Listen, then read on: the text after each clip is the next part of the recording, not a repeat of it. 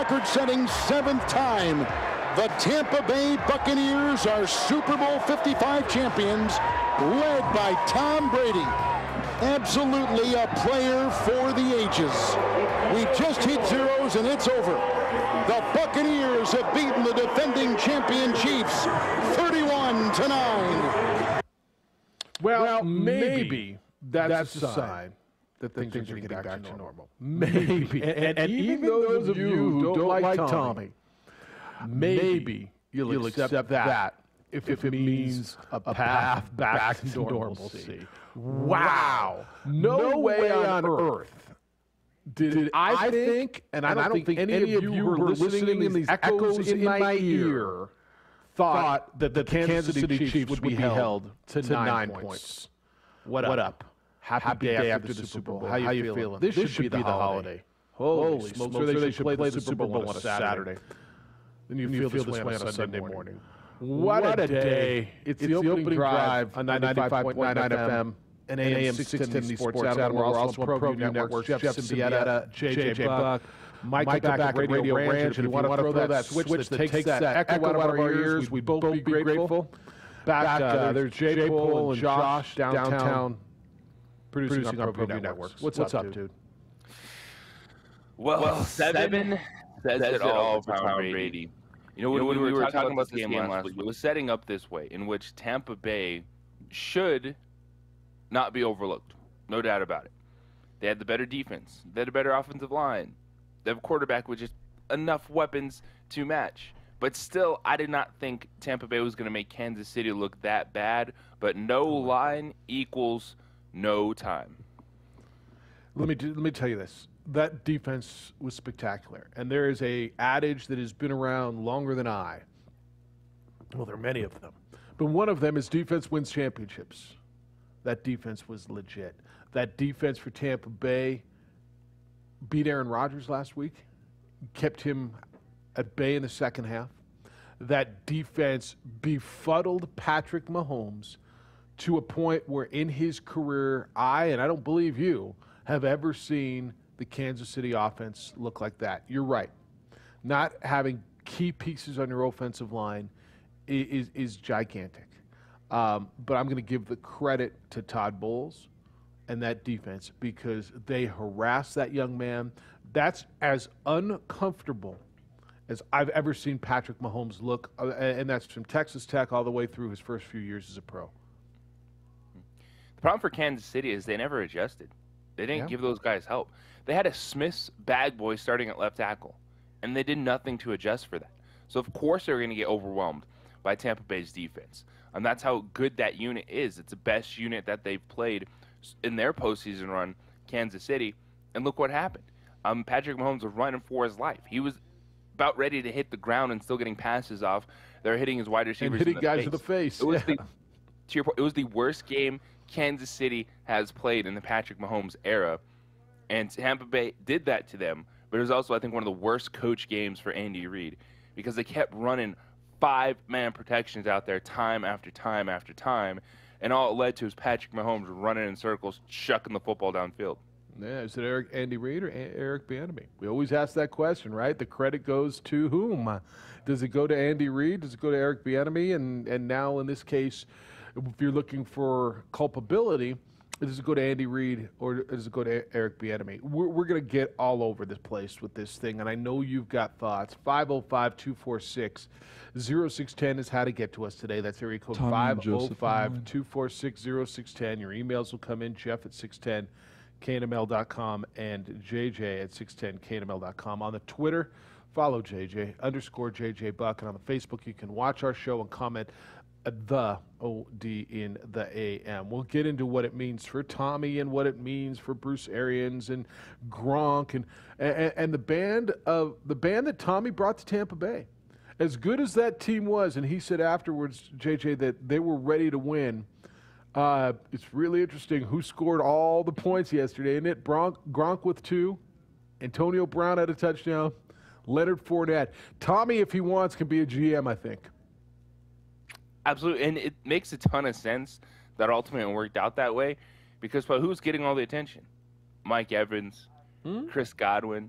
Now, Leonard Fournette, once Ronald Jones went down and he took over in the postseason, he was phenomenal. It was terrific. But the additions, and that's what all these teams talk about. That's what Aaron Rodgers is talking about. Is, yeah, guess we're a good football team, but guess what? We can be better. And that's exactly what Tampa Bay did offensively. And you saw the penalties that Mike Evans was drawing all night long. Is, yeah, the attention went to those guys, and it left the windows open for old, reliable Rob Gronkowski to dominate in that first half. 6 catches, 67 yards, 2 touchdowns for Gronk. Antonio Brown, 5 catches, 22 yards, and a touchdown. And Leonard Fournette had the other touchdown. And Tommy, 21 for 29, 201 yards, 3 touchdowns, no interceptions, 5th MVP trophy, 7th Lombardi trophy. Put it away. 7, dude. Like Nicholas's mark of 19 is probably safe. I'm going to tell you, I don't think in our lifetime we're seeing anybody get 7 Super Bowl rings as a quarterback. I'm right there with you. It's a big moment for Mahomes and potentially Kansas City to go on a run like that, or at least try to match him. But the GOAT got one up on Mahomes, and 7 is untouchable. Yeah, I got a ton in my head. I know you do too, but you're coming in early on the phone, so let's go. 505-246-0610. Tommy, get us started on Super Monday. What's good? Well, this is Tommy the Juice back at you talking about another Tommy, and I hope Lenny is listening because we talked about legacy and dynasty, which Kansas City is not yet. They've already put these guys at this level, their coach at a certain level. You've got to win a couple Super Bowls, and I would say maybe 2 in 10 years. That's probably too long to wait in between. And Kansas City hasn't done that yet. Let them do it first to get on the level of a New England or a Brady, or now he's got 7 rings, 10 appearances.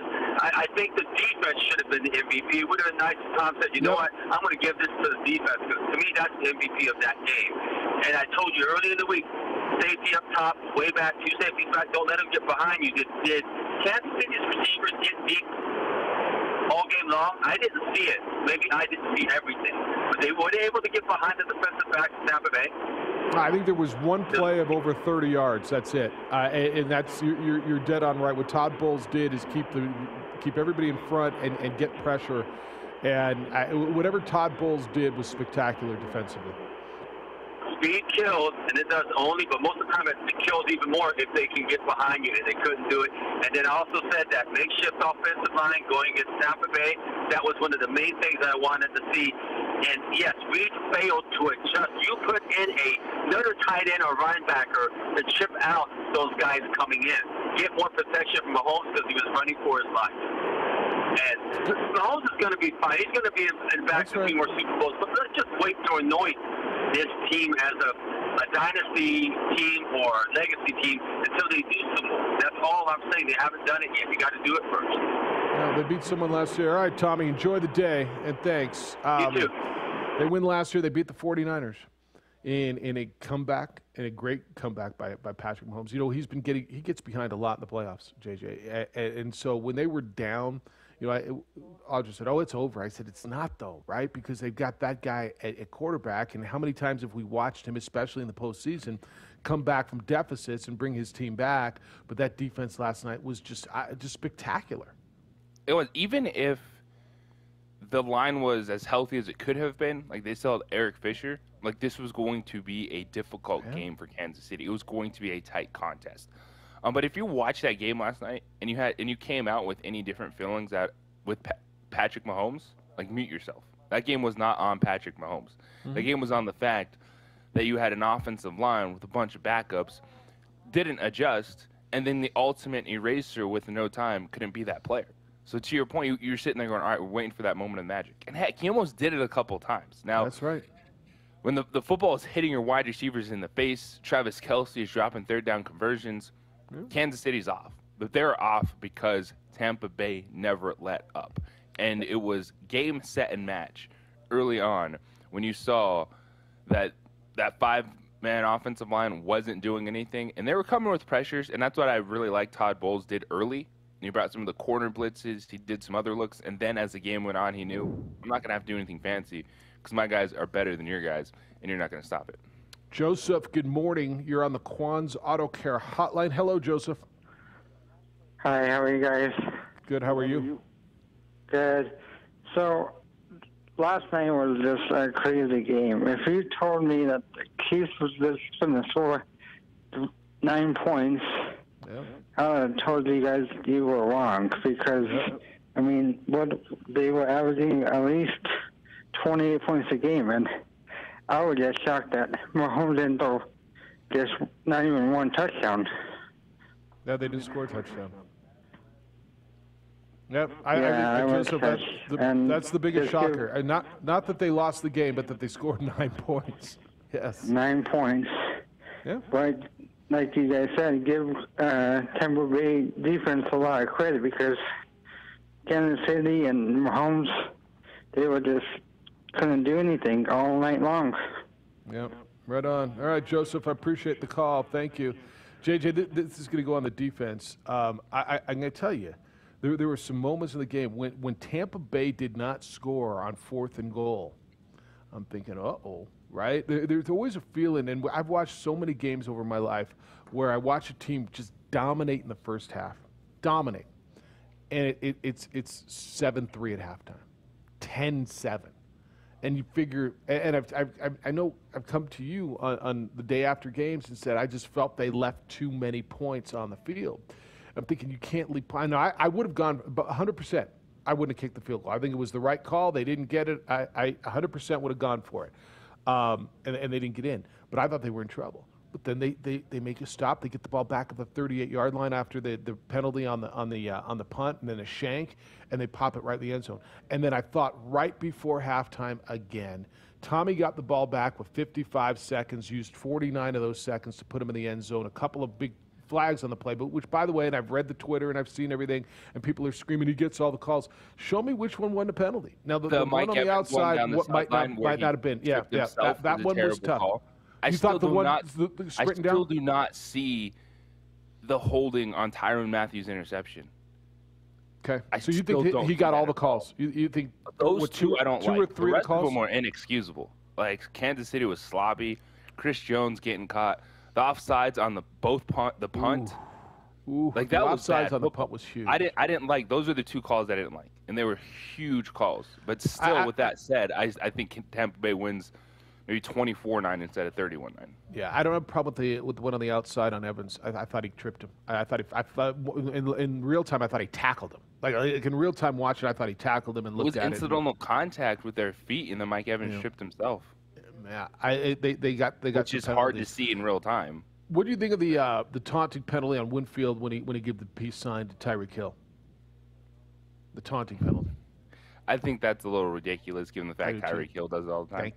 Thank you. That's a conversation I want to have too. 505-246-0610. We got so much ground to cover. 31-9.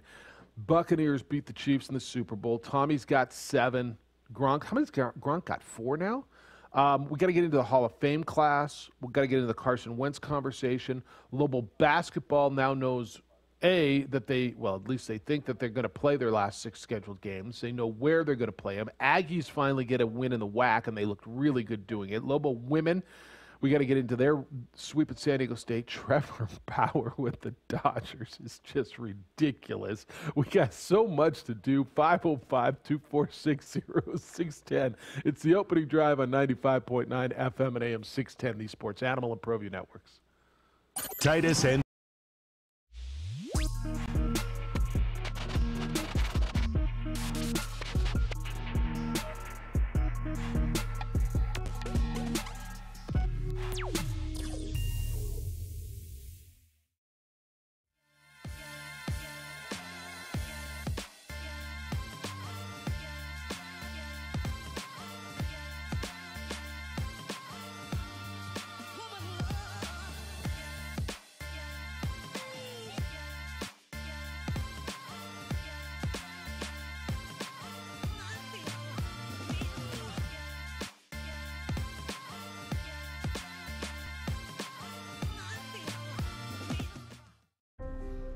The New Mexico High School Coaches Association, established in 1941, is an organization of New Mexico's best and most professional interscholastic coaches. Coaches across work daily to help our student athletes excel in the classroom, on the field of play, and in our communities. Students that participate in interscholastic activities attain higher grades, higher graduation rates, and higher wages.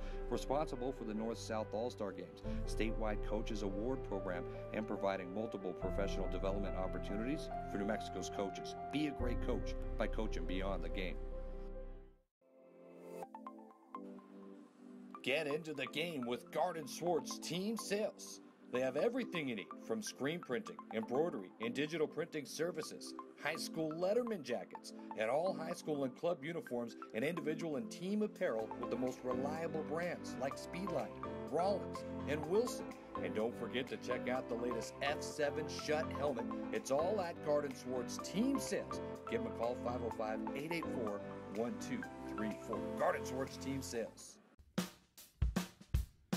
Well, I'm going to the frontier, walk up to the cashier, order up a root beer and a number one. Cover it with green stuff, one scoop is not enough. Find a booth is real tough, back by the Duke. Meet my family, meet my friends in the quirkiest restaurant I have ever been. All of Albuquerque's favorite spot, it's the Frontier Restaurant. The Frontier Restaurant is a proud supporter of ProView Sports Network.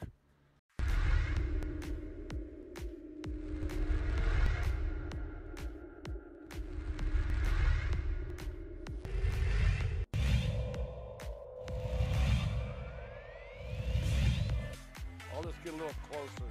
Oh, instead it's a gorgeous pass. Here's what he'll just shoot it. He's going to go all the way. He's gonna fire at the buzzer and he hits.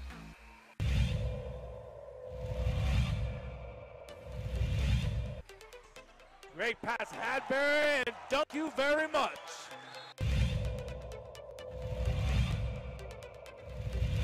Heavyweight tie in the district. Inside, fly, Eagles. Chavez uses some athleticism. And then Morris down low, able to finish. You called it, Steve, in 10 seconds. And look at this, stripped, stolen Watson.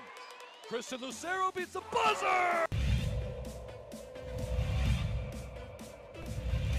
Here's Ian Chavez, the sharpshooter.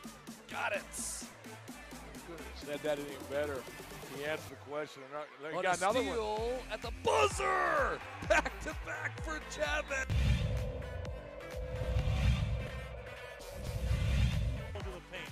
Medina from the volleyball lines. Medina wants another one from deep. Oh, he wants 10. Give him 10!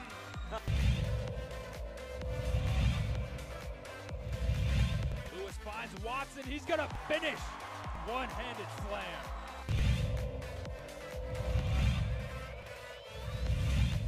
Vista, but just all the different scenarios we could see potentially play out ahead of the state tournament.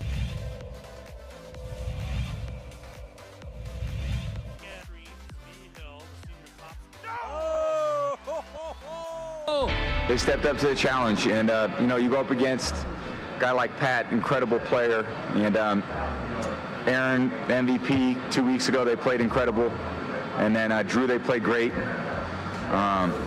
They stepped up, they rose to the occasion, and we needed it because playing extremely talented offenses, but just so happy we all came to play tonight. Tommy, after winning his 7th Super Bowl championship, second for the Buccaneers, 31-9 yesterday, the Bucs over the Chiefs. So Tom Brady evidently, JJ, sent a text message to the team earlier in the week. It says, we will win this game. Sounds simple enough, whatever, quarterbacks do it. Leonard Fournette said he made us believe. Fournette said, and Leonard Fournette's the running back, been on this team for a while. But here's, for whatever reason, and Bruce Arians said it after the game, why Tommy was the difference. And he said, look, you get texts from your teammates all the time. When your phone says Tom Brady, you kind of sit up. Whoa, right? Yeah, he's a teammate just like everybody, but it's Tom Brady, you sit up. And Fournette says he was on point. He was telling us what to expect. He was telling us they weren't very good at tackling, right? And then he said he made us believe. And look, whatever intangibles, and I think sports and life, for that matter, are full of intangibles. You can read me stats all you want, right? Tommy's stats, 201 yards, aren't all that impressive, and you're gonna. Plenty of you told me that they won in spite of him because of his second half in Green Bay. He somehow forgot what he did in the first half. But whatever, life is full of intangibles. We always talk about that it factor. At least I do. You know, that person's got it. You can't explain it. Well, when a guy comes in with those credentials, guys, listen. They want what he's got. Right? Leonard Fournette, Mike Evans, that whole defense, every one of those guys wanted what he's got. And when Tampa Bay went out and made this happen, and again, there's no guarantees. And we have chronicled how many guys have tried to do what he did. Whether it was Joe Montana or whoever, late in your career, go to another franchise and win a Super Bowl. And Peyton Manning did it, but he was forced to because the Colts drafted Andrew Luck and didn't want him anymore, and he had neck surgery. But you go take a flyer on a guy, and I don't know if it's a flyer. You put your eggs in that basket. There's no guarantees, but the intangibles obviously are there. And whatever it is, a 43-year-old guy and these 22-year-old, 23-year-old, 24-year-old men meshed, and they created a champion. You know what it is? It's called 6 Super Bowl championships. That's right. It's called 9 Super Bowl appearances that he's bringing to the table of what was a good football team that had a quarterback that threw 30 interceptions, which kind of changes everything last year. And there's a reason Tom picked Tampa Bay, because he knew that he was going to be the difference. And it usually never works out this way. Tampa Bay, on paper, was good enough to win the NFC. Tampa Bay, on paper, with Tom Brady, was going to check all the boxes. But we've been there, done that with so many of these stories, thinking, oh, that's the one piece. That's the team that's going to go. And they actually did it all year long. And you're right. That text message from Tom Brady hits differently than anyone else because he's been there, done that so many times. Now, more times than franchises have in their entire existence. That man has won Super Bowls. And I think one of the things, too, which every franchise in the NFL, that it really all started hitting late in the week was how important, like, we did not give enough credence to this being a home game for Tampa Bay. Like, how comfortable everything was for them this year, in a year where nothing was comfortable, was perfect for them. And then Kansas City coming in late, the injuries, the Andy Reid and his son situation, all this stuff dropped on them. Like, Kansas City had to play the perfect game to compete with the mess that they had in the offensive line. And they didn't do that. And then we saw in that first half, Tom Brady was surgical, and they took a step back and let that defense feast. What do you make of first of all, why did Tommy go after Tyrann Mathieu so much and so verbally? Where did that rivalry, where did that come from? Do you know?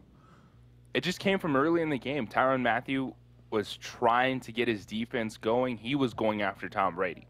And Tom Brady doesn't back down from anyone. Tom Brady is there for that game if you want to play it. Unfortunately for Tyrann Mathieu, his defense could never stop that offense. It's just a consistent yardage throughout the game for Leonard Fournette. And then the fact that usually Patrick Mahomes can make up for what isn't a great defense. And that wasn't the case on Sunday. So right after, it was the touchdown with 6 seconds to go, right? That's where Tommy got in his face, and they went at each other, and Mathieu got flagged for the unsportsmanlike, right? Which is going to happen. So did you see Matthew's tweet?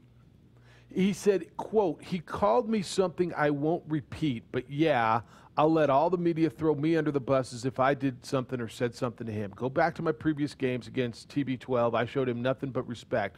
Look at my interviews about him. I show grace," end quote. When I hear he said something I won't repeat, where does that go when it's a black athlete and a white athlete in an exchange? I mean, does your mind just go somewhere? Yeah, if it's along those lines, because to me, I didn't have a problem with these two guys going at it. on the football field. And I think, Tyrann Mathieu, especially in that point in time when he was frustrated, the penalties that were called, because he got hit with one in the end zone, which set him up on the doorstep. Yeah. But it was. I guess it could be your mom. It could be talked about. Here's the deal.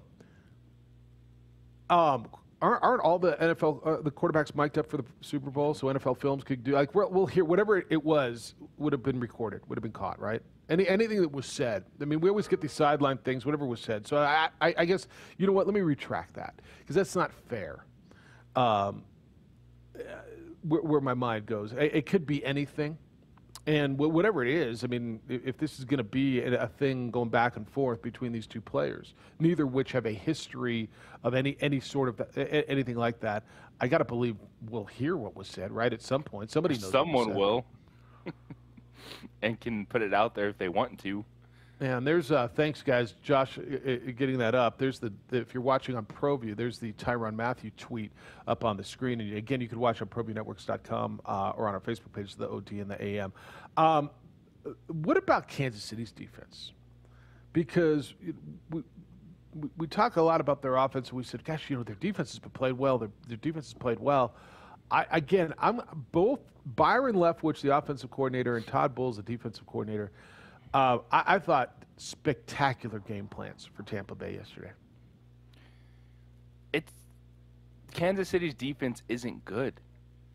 They're good because of the enormous pressure that offense puts on you. Yep. And it forces you into situations you don't want to be in. And then you get turnovers, you get teams chasing games, they get out of what they want to do as an offense, and thus it allows Kansas City to get some pressure on you and win games. As if go down a list, usually Kansas City's not winning close contests or tight games. They're giving up points, but they're scoring a lot of points. And I did not factor in enough how much of a mess that Kansas City offensive line was going to be, because Patrick Mahomes becomes the ultimate eraser of all those deficiencies on that team when he can improvise, get time, as you guys were talking about in that first segment, get players downfield. But guess what can't happen when you don't have time to throw? Getting players downfield in advantageous situations. And so all the warts that Patrick Mahomes is able to cover up came out against a better team on Sunday. Because think about it. And that's what I was saying on Friday. I'm like, this line should drop. Like, a ton of money should be coming in on Tampa Bay. Better defense, better offensive line, a quarterback with those weapons. Like, how would you not like that? And I know so many people came out pretty good because they did put their money on Tom Brady.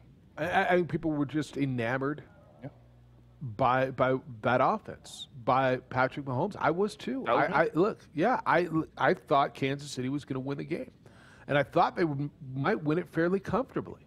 And in fact, it was the other team that won fairly comfortably. I'm pleased with the outcome. I enjoyed the outcome, but I did not see a way, as good as Tampa's defense is, that they were going to shut them down. And to your point on Mahomes, when he's hitting these guys in the face, the two receivers he hit in the face, did you see the acrobat that he performed just to get the ball out, to hit his receiver? Like Tyreek Hill, the ball went through his hands, hit him in the face. How you're running around and scrambling for your life and then throw it between three guys and still hit a guy. Like, Mahomes is still special. Mahomes is still crazy good. Mahomes, I think when it's all said and done, we're going to put him up there. He wasn't at his best. Let's say that. The game, I agree with you. The game's not on him. I don't think he was at his best. But again, Tampa Bay made him look as uncomfortable as I have ever seen him as a pro. Absolutely. And usually you see him be able to get out of most of those situations even when things break down. His athleticism, he had some of the best incompletions I've ever seen. Like, even you look at that one, he was getting pulled down and Pringle catches it in the corner of the end zone one-handed, but he's on the ground. It's like, how did he get that pass off? And yeah, I'll be that guy. I'll be on Patrick Mahomes' side, because if you flip it around, if you put Tom Brady behind that Kansas City offensive line, we got a problem. Yeah, like Tom Brady's not completing a pass. We got a problem. So, like, that is a huge talking point, which I just didn't think was going to be that big of a factor. But what it showed on Sunday is just how good that Tampa Bay defense was. Yeah. By the way, Rimmers is going to be having nightmares again because we were reminded yesterday, they're like, oh, yeah, that's the guy that got eaten up by Von Miller when the Broncos beat the Panthers in the Super Bowl, and Von Miller won MVP. And he was in that situation again, going against Shaq Barrett, Jason Pierre-Paul, and it was ugly. How good was Shaq? But by the way, he only had 2 tackles, but he made such a difference, not just this game, but this season. Just a Mountain West guy, a Colorado State player, a defensive player of the game at the New Mexico Bowl, in one of our best games ever. Just a terrific player. Edward sent me a note. He said, Jeff, the Honey Badger quickly deleted his tweet once he realized that Brady was mic'd up. Translation, he probably lied, then backtracked his claim, hence him deleting his tweet. I didn't know he took the tweet down. So if that's in fact true, then and really, when he says, oh, it's something I can't repeat, well, that's pretty much anything if you're talking into an open mic. But it is. It's anything. It's anything. All right, 505-246-0610. Look, we'll get into Lobo basketball. I already got a couple emails on Lobo basketball, where they're going to play. Did you catch the Aggies on Saturday night, by the way? Was it Saturday night? Yes. They needed that because Friday night, my goodness. Friday night was rough, but they looked really good the next night. It's the opening drive on 95.9 FM at AM 610, the Sports Animal. At Malloy Chevrolet in Los Lunas.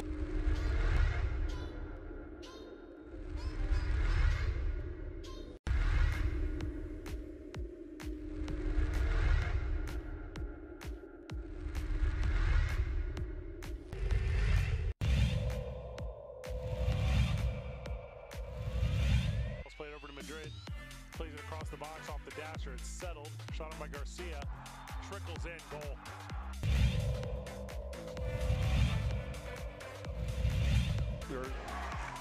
Chavez blocked at the rim.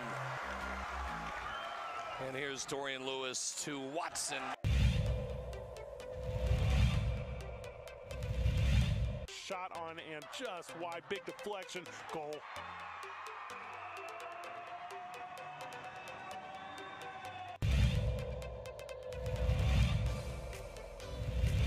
With his first field goal. Look at that. That's gorgeous.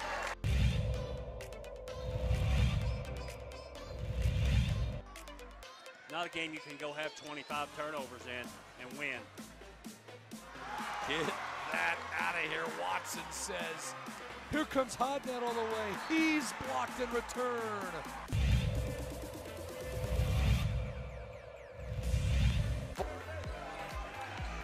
Dickey, did he get it off? He did, and he hit it.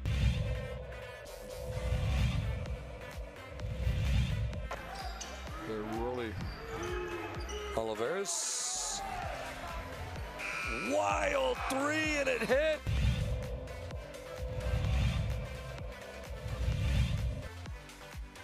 Another steal nearly by Hiron. It is a steal. Avalos ahead to Hiron. The two-hand hammer by Hiron. I knew he was going to put that one down.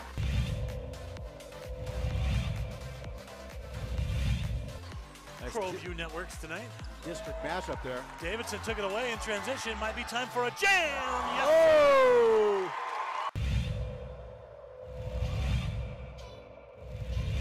Big Barton, watch him, coach. Watch the inbounder.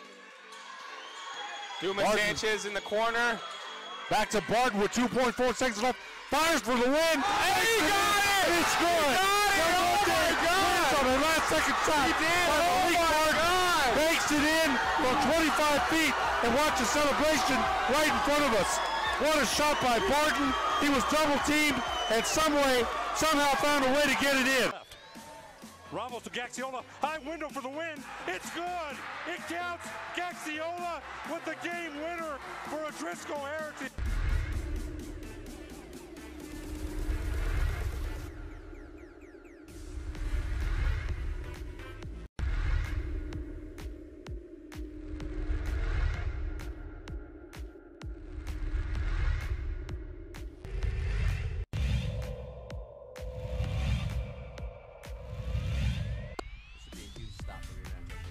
Dorian over. Did he get in? Yeah, they got in. He got in. Touchdown, Dorian Lewis.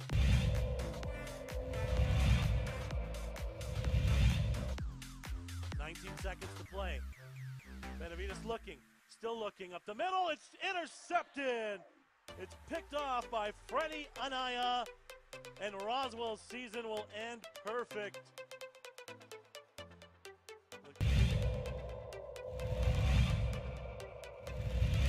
Second quarter, 2nd and 4 for Socorro at the whole 44-yard line. McDaniel trying, good block by Hicks. First down and more, 30, 25, 20. Just knowing his resume and understand why he wins. You know, all week he made us believe we was going to win. He was texting us 11 o'clock at night, we will win this game.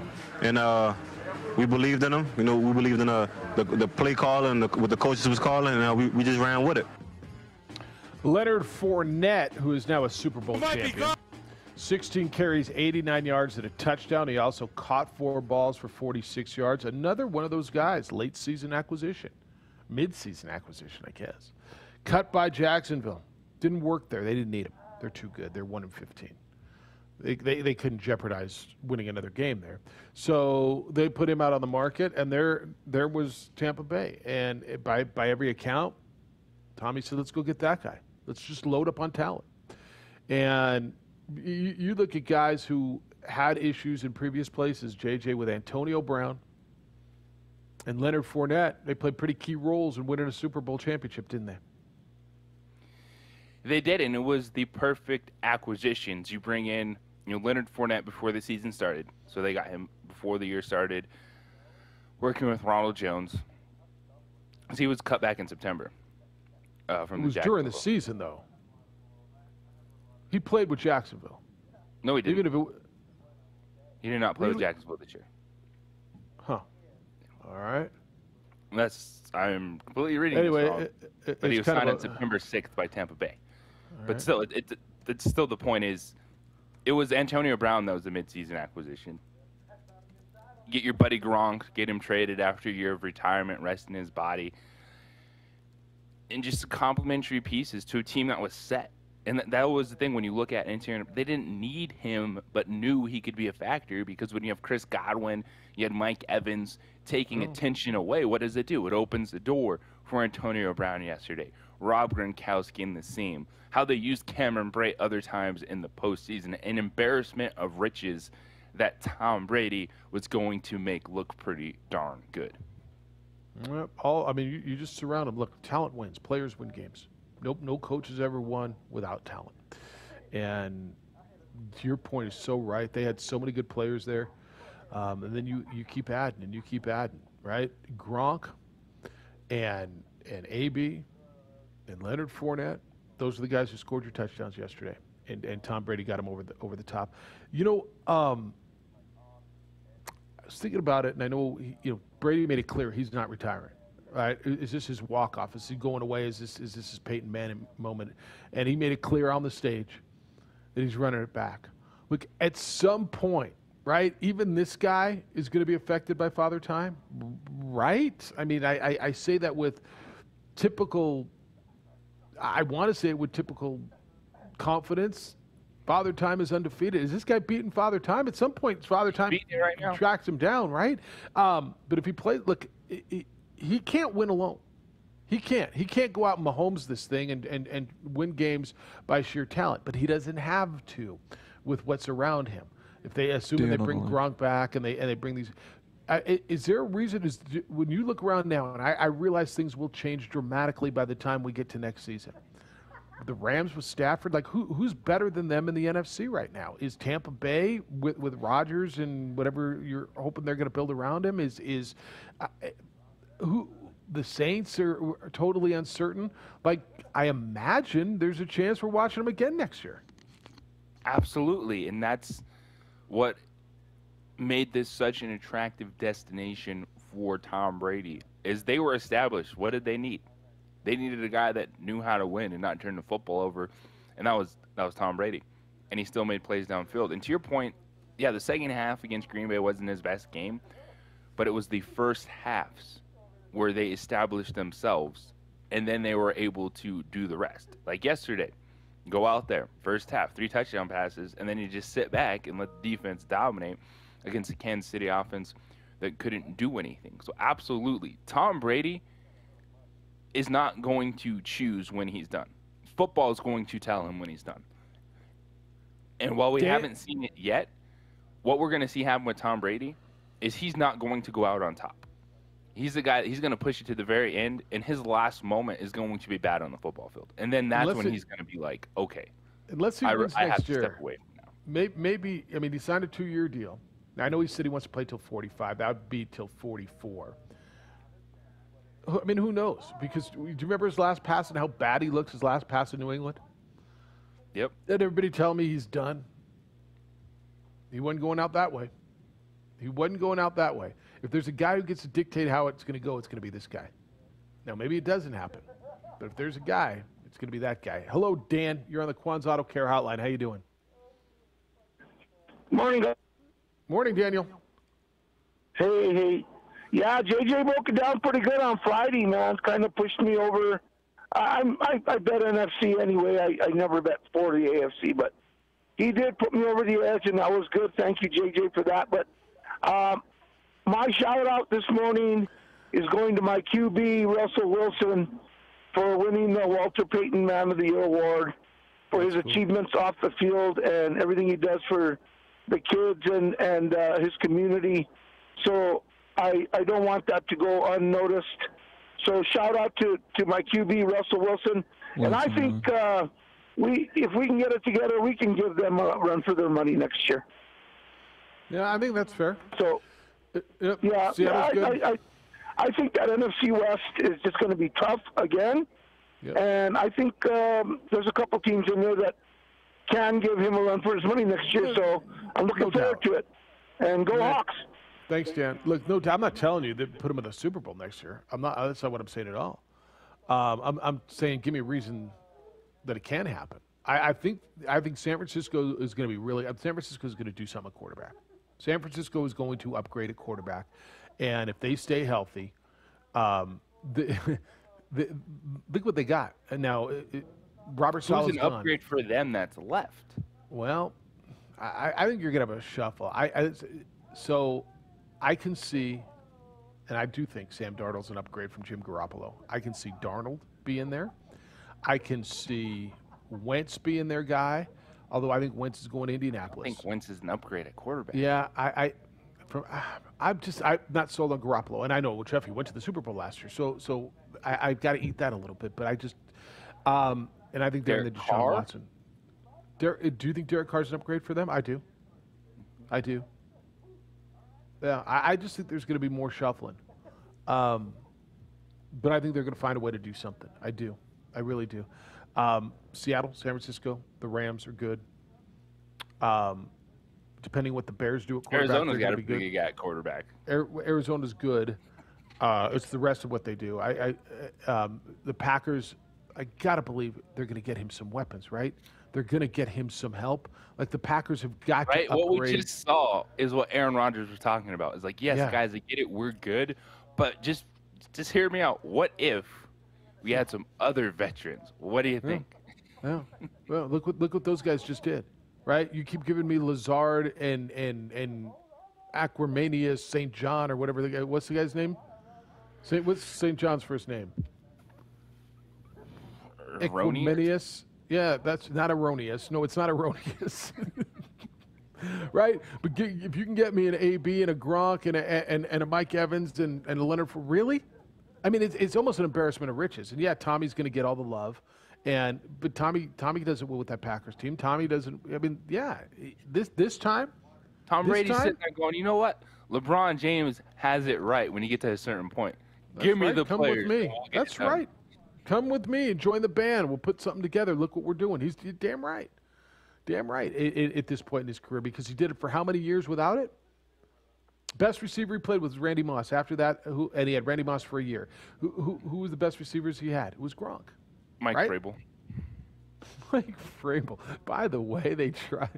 They tried to throw to another lineman and hit him square in the face. Favorite was like that moment they froze with the footballs in the lineman's hands and his eyes just grow. It's so good. And then the ball gets punched out. Great defensive play, by the way. Yeah, okay, so you did it on a lineman. But I love the call. All right, we're going to continue the conversation. By the way, we got a Hall of Fame class to get through. 505-246-0610, 888-922-0610. Hey, who watches your home? Who's watching your business? Do not wait until something bad happens to get security for your home and your business. I have trusted International Protective Service, IPS, for years, and I really suggest you give them a call and see what they can do for you. Whether it's your home or your business, IPS is a trusted company with trained, armed security officers and patrols. Aaron's committed to this company. Look, many of you are in this situation where you were working with another local company, or you thought they were local, and then they sold out, you got selected, and now your security's on the brink of being bought by another national corporate giant. That's not what you signed up for. Call IPS.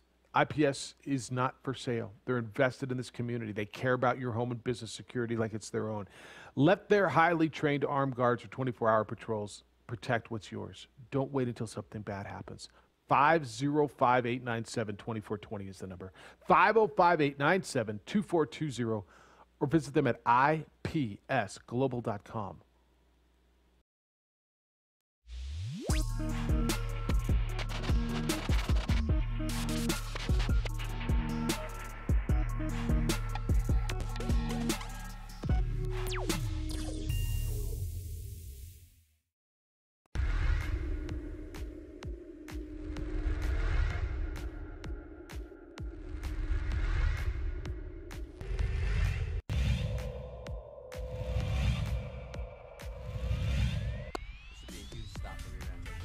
Dorian over. Did he get in? Yeah, they got in. Touchdown, Dorian Lewis.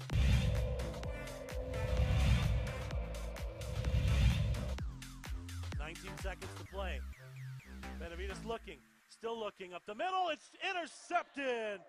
It's picked off by Freddie Anaya, and Roswell's season will end perfect.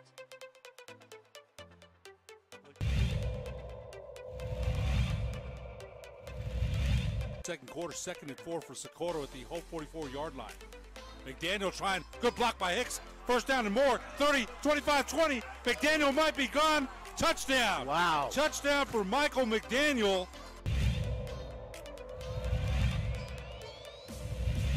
It's 40 seconds this year. It's not like 25 like it used to be. He laterals it back. What a play by Hightower. Pitch.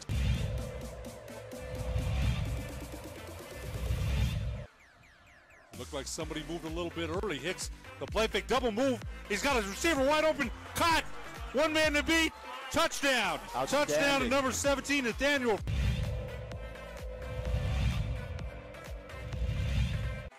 Third and 6. Big defensive play coming up here. Little trickery to Reese. See you later. Touchdown. They went for the deep ball to Reese. To the right, single receiver split to the left. Play fake, head up the middle, it's got some room. 50, 45, 40, has one man to beat. 30, 25, 10, 5, touchdown. Touchdown, Hope. Wow. On a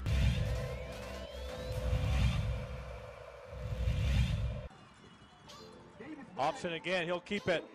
Now he'll pitch it.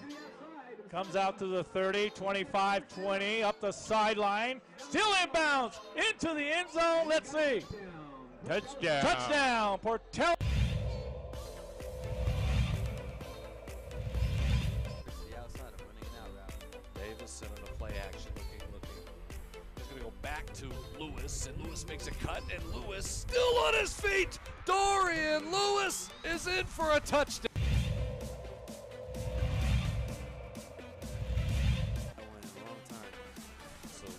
Back to toss, and he's got all day. It's one miss, and he's rolling. He's got a guy. Can he get it there? Davison to Luke Weissong. Hey, we told you he touchdown. Could spin that football, and that was a throw right there. I know he's got the win in his back, but.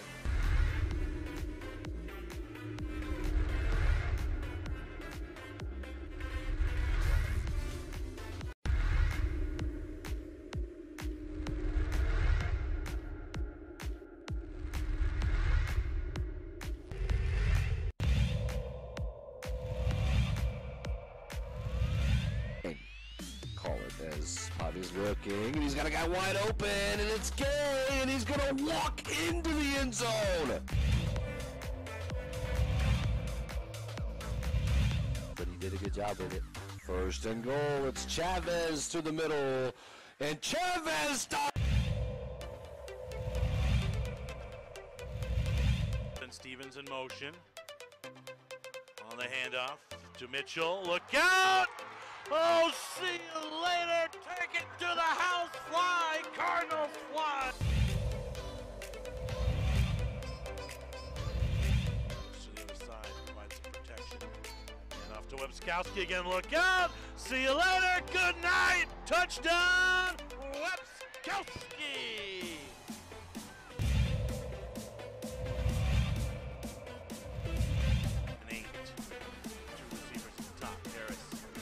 Day. He's going to fire to the end zone. Open man, touchdown, wild catch. Not a defender inside. About being the best teammate you can be, and it's just a great feeling. Rob Gronkowski. At some point down the line, we'll have the conversation, is he the best tight end ever? Oh, you're an idiot. Oh, Gronk's pretty damn good tight end. He might, I mean, as far as pass receiving tight ends, you got to throw him in the conversation with the Gonzaleses and the Winslows and the Kelseys, I think, for that matter. But that was Rob Gronkowski post-victory last night, 31-9, Buccaneers over the Chiefs. When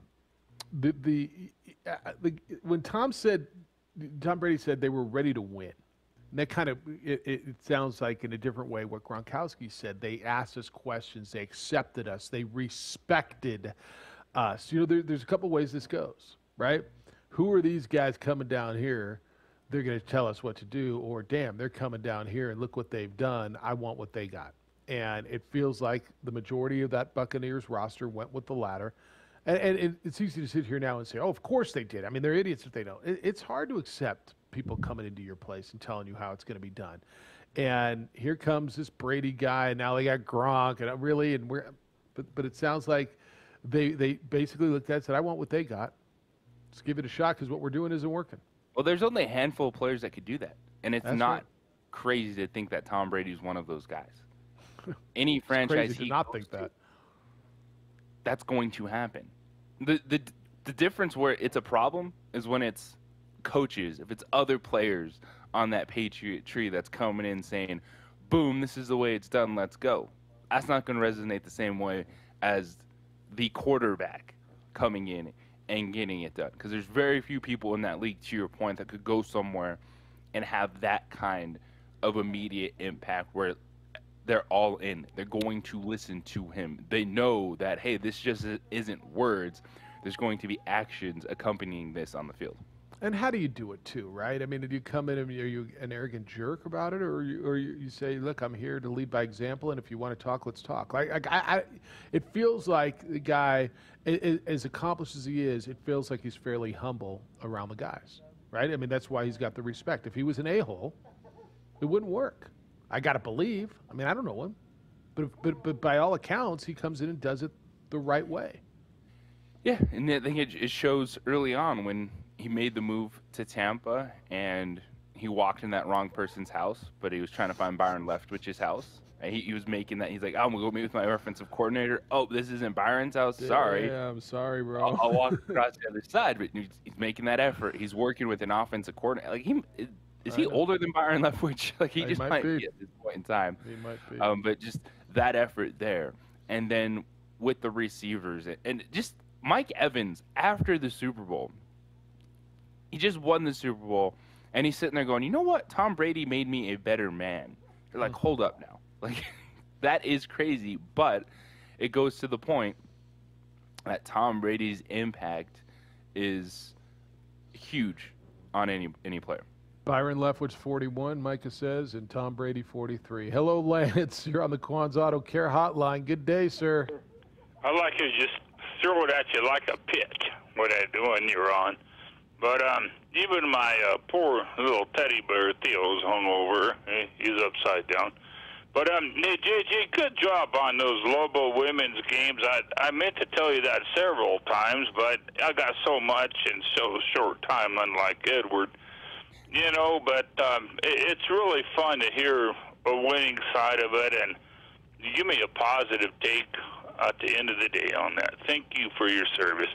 Hey, Tommy said on Friday, to an experienced football player, me would be wrong. Everything I predicted was true. Until you, Sean, go back to England or where you came from. That football, you don't know football. The go-back game? But I knew Casey's line was down already. It's excuse Monday why I predicted this team. I knew already. The best defense is the offensive line, and running, clock, short passes, leads to more space for the other guys to get open. It's really, zone defense like that, you're just working. Brady just works you. And KC, it's hard for them to play from behind because they don't know what it's like. And it happened early. And, with Shaq Barrett, I knew it would get to him. And that defensive line, because that's all they had no choice. They took the running game away from them. So I knew, I predicted it on Friday. A true football player like myself, that's right. I knew that's how to win that football game against that team. The Broncos were so close a couple of times. And next year, I don't care what anybody says about that quarterback at Denver. Me neither. The third year is what the Buffalo Bills guy got. That's right. The quarterback for Denver never got anything. Well, got all Are this you year. still there? Yeah, where he's playing the music, though. We're All going right. to Well, anyway, I appreciate the station, and I appreciate you, JJ, because you're the hardest working media guy and that we have. And don't take it for granted, my friend. I listen every game. When's the next one? Friday. All All right, Lance, brother, I'll be thanks. listening. See you. So did Lance just tell me that the Chiefs aren't used to playing from behind? They can't come from behind because they never from. I mean, look at their playoffs. They're always playing from behind in the playoffs. All right, more from you. We'll get into a little basketball as well. Super Bowl reaction. But LaShawn McCoy getting another ring. What'd he do? It's the opening drive on 95.9 FM and AM 610, the Sports Animal.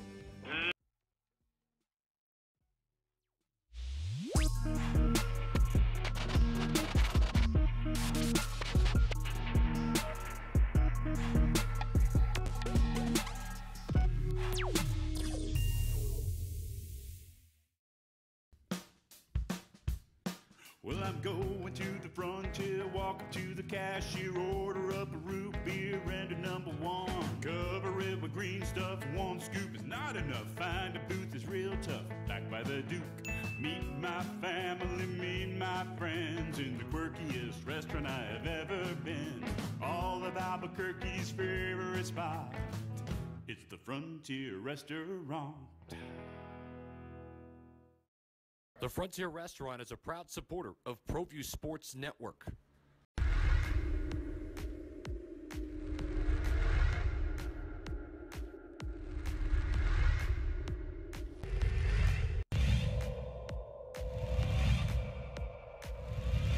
Let's play it over to Madrid. Plays it across the box off the dasher. It's settled. Shot up by Garcia. Trickles in. Goal.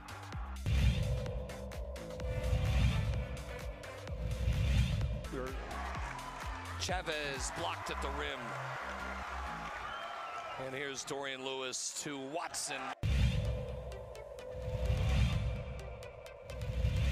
Shot on and just wide. Big deflection. Goal.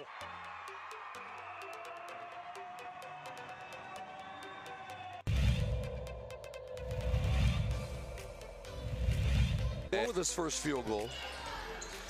Look at that. That's gorgeous.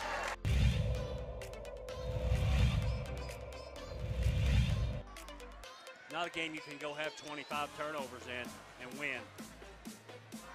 Get that out of here, Watson says. Here comes Hodnett all the way. He's blocked in return.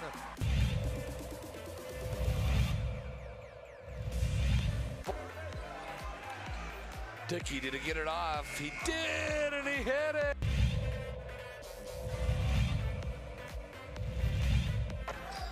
They're really Oliveras. Wild three, and it hit.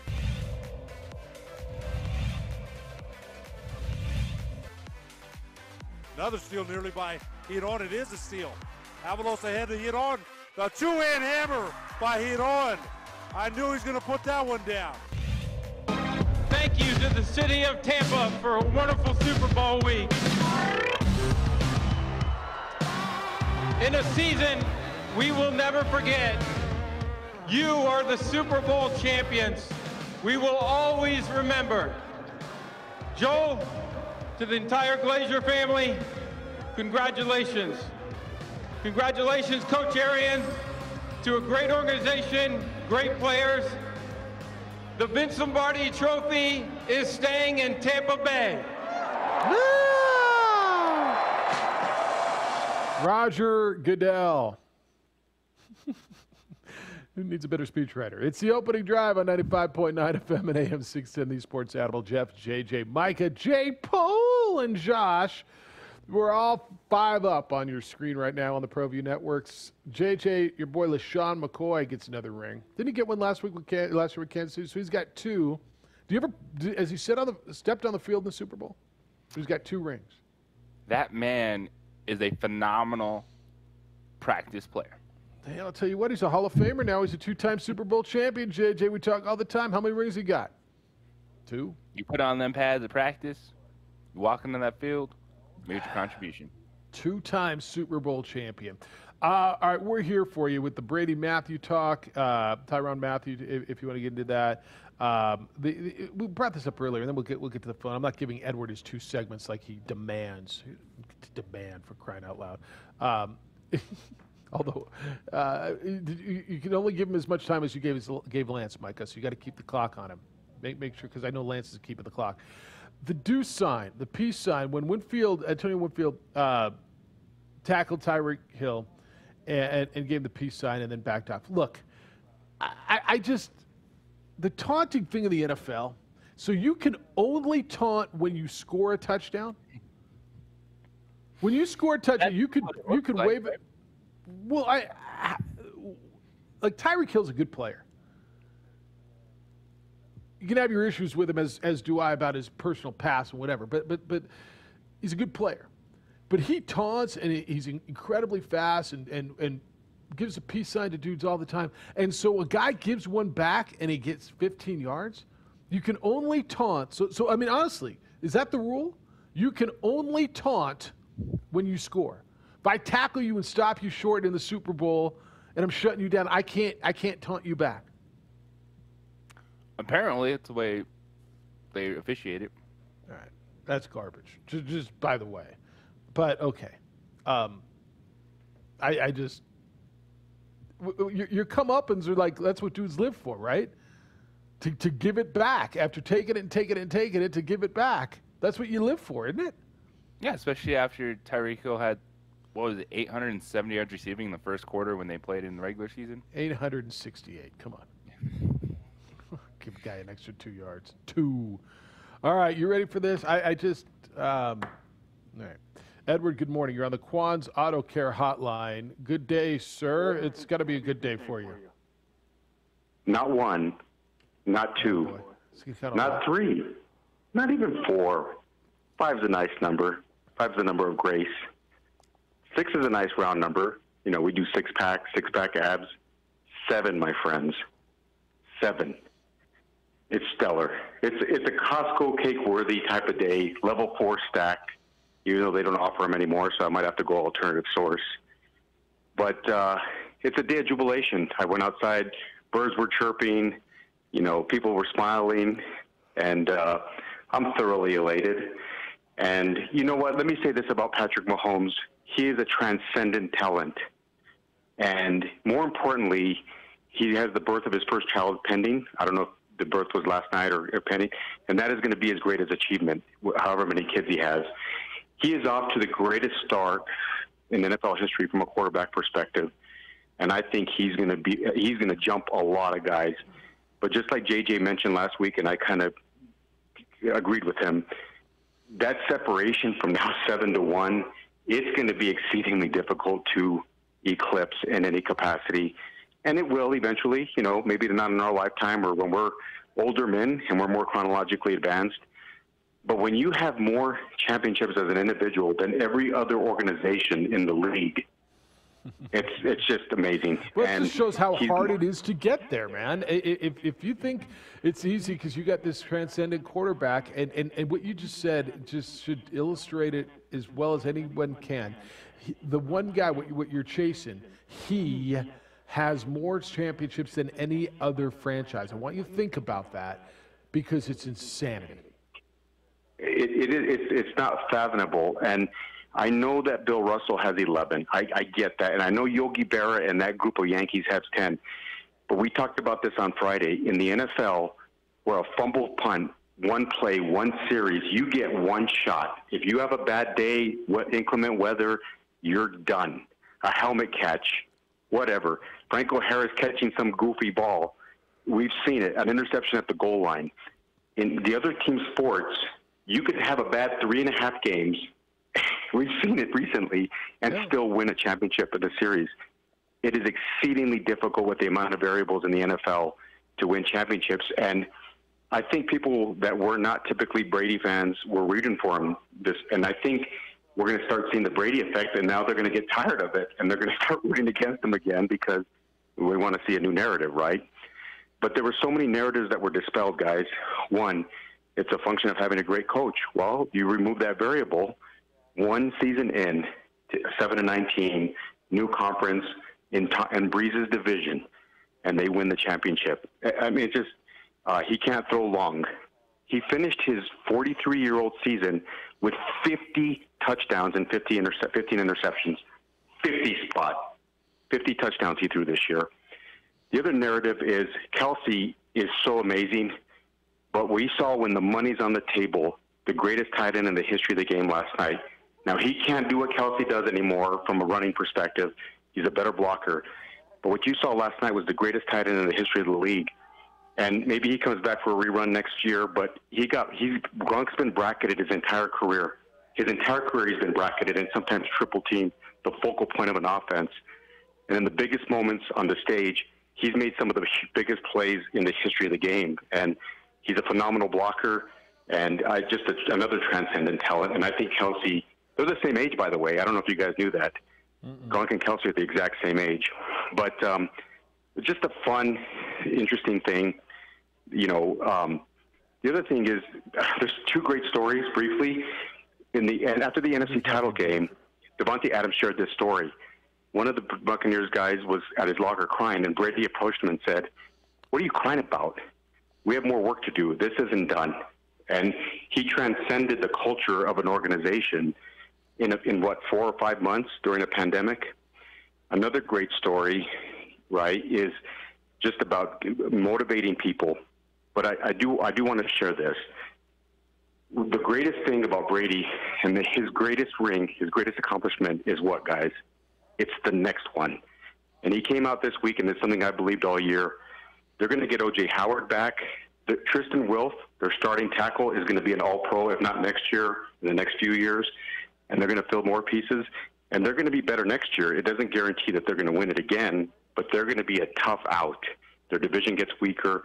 The NFC kind of, shambles a little bit.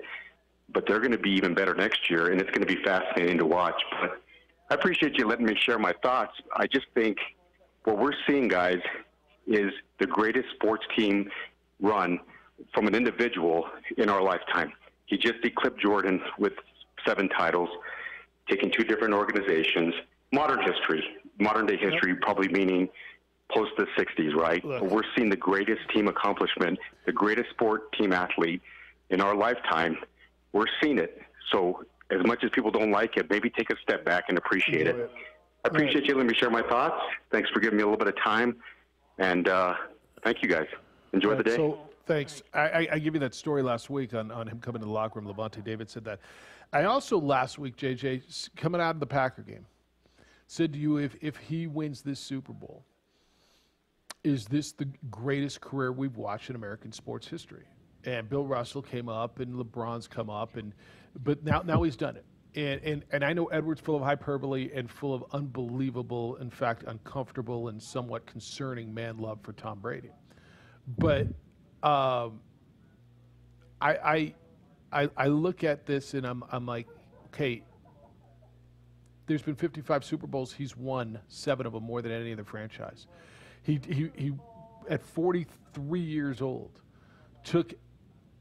turned around a franchise. And I know you don't like the narrative that this was some downtrodden franchise, but they hadn't won anything in 15 to 18 years. And was the difference. It's done. And they all sit there and give him the credit. At 43 freaking years old, he's pushed the number to 7.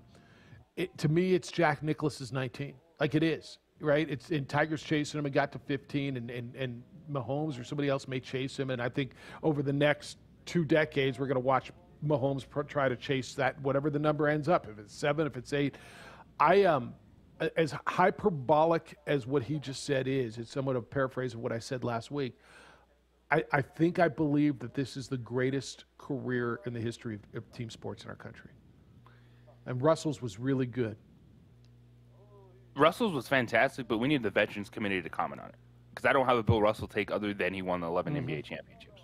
Like, that's all I got. I didn't see him play. There is a difference when you're living in the moment discussing something. So for Brady, he's at the head of the table right now. And then you want to throw Bill Russell there, I'm listening. Someone that has a better knowledge of his career and everything that he did. I think LeBron will sit there for just talking about careers because of his NBA Finals run. And who else? Like, you're just thinking the best of anyone is Gretzky. 7-3. Gretzky was amazing, and he won with one team. He couldn't win the championship. He didn't get it done with the Kings. 7-3 in the Super Bowl. First of all, getting there 10 times is freaking insanity. Winning 7 out of 10 is nuts. And here's why, to your point, the Veterans Committee needs to pop in. But getting there is tougher than it was back when there were, 12, 16 teams in the league, right? With modern day expansion and the fact that you've got to go through more rounds of playoffs. And so some would say, well, that means the talent's more watered down, while others would say that just means there's a lot more talent. And I think the latter is true. I just think the road to get to the playoffs, would the Celtics have gotten there if they had to go through 3 rounds every year? I don't know. I didn't watch that. I wasn't there then, but I'm going to guess they would have got there a lot. So Russell's up there. But as far as personal achievements and team achievements, LeBron's the modern day equivalent, and I would tell you that I got to believe Brady's considered more successful because he's won more championships, he's got a better percentage, and at the age at which he went to a new team and did it, to do it with one team, it's the greatest dynasty we've seen. Do we agree with that? In the last, 2 decades, 3 decades, has there been a better sports dynasty than what he was part of, the key component in New England? Well, and even just looking at time in between. Like winning a Super Bowl early 2000s and then when mid-teens, just the length of it. And then for 20 Brady, years apart now, right?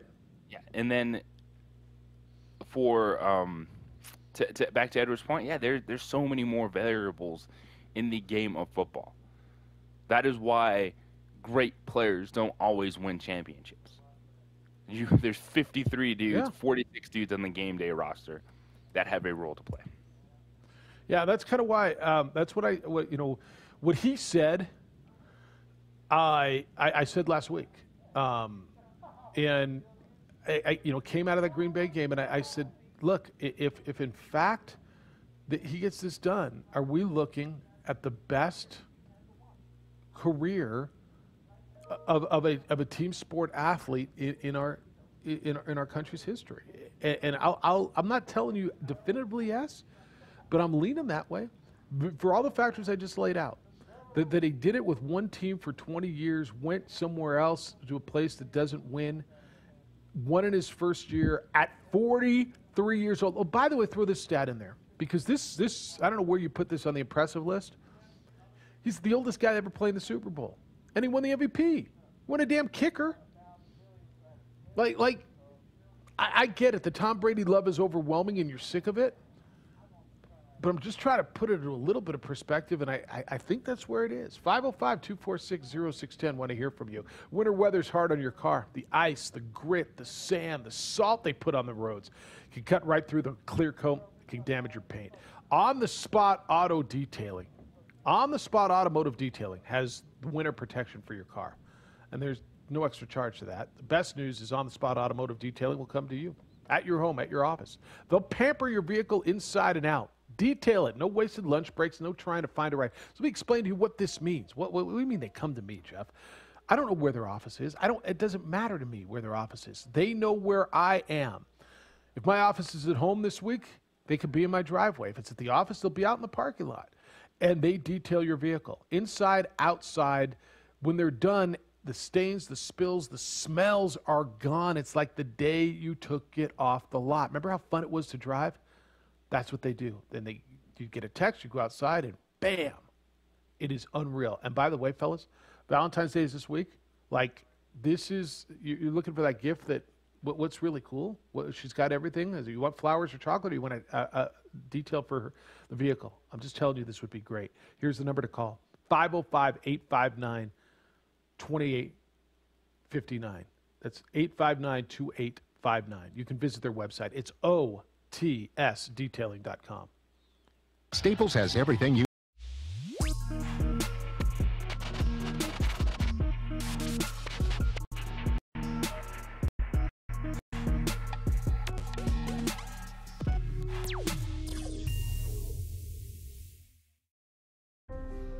The New Mexico High School Coaches Association, established in 1941, is an organization of New Mexico's best and most professional interscholastic coaches. Coaches across work daily to help our student athletes excel in the classroom, on the field of play, and in our communities. Students that participate in interscholastic activities attain higher grades, higher graduation rates, and higher wages. Responsible for the North-South All-Star Games, statewide coaches award program, and providing multiple professional development opportunities for New Mexico's coaches. Be a great coach by coaching beyond the game.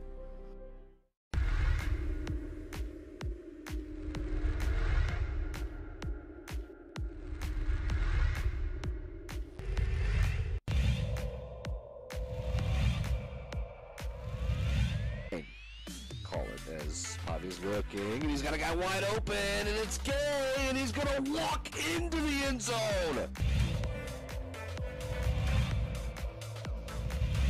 But he did a good job with it. First and goal, it's Chavez to the middle, and Chavez stops. And Stevens in motion. On the handoff to Mitchell. Look out! Oh, see you later. Take it to the house. Fly, Cardinals fly. To the other side, provide some protection. And off to Webskowski again. Look out! See you later. Good night. Touchdown, Webskowski.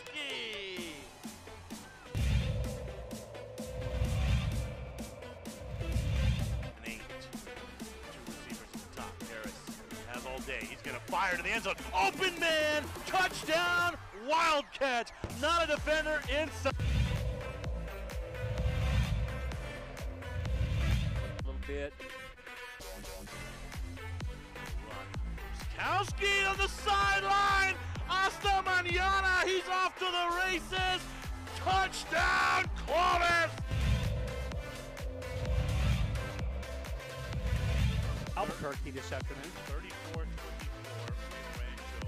late in the third. How about this run? Nice play, Dickerman. He's still on his feet. Touchdown, Wolverine.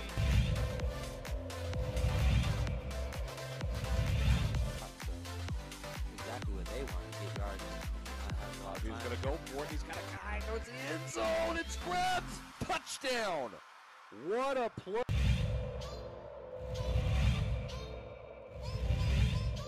Long here for the Storm. Handoff to, we're going to fake the handoff, excuse me. Davidson on the deep ball. He's got some space, and it's caught! Still on his feet. Touchdown, Storm! Wow. Santa Maria!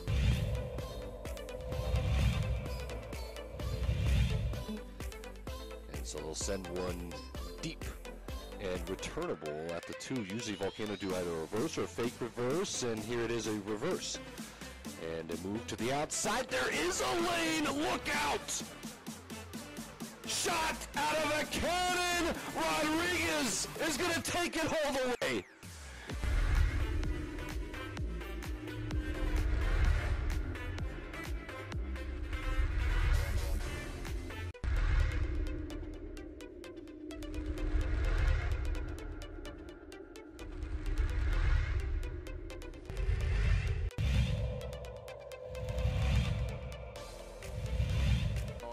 Lovato driving. They're going to count it.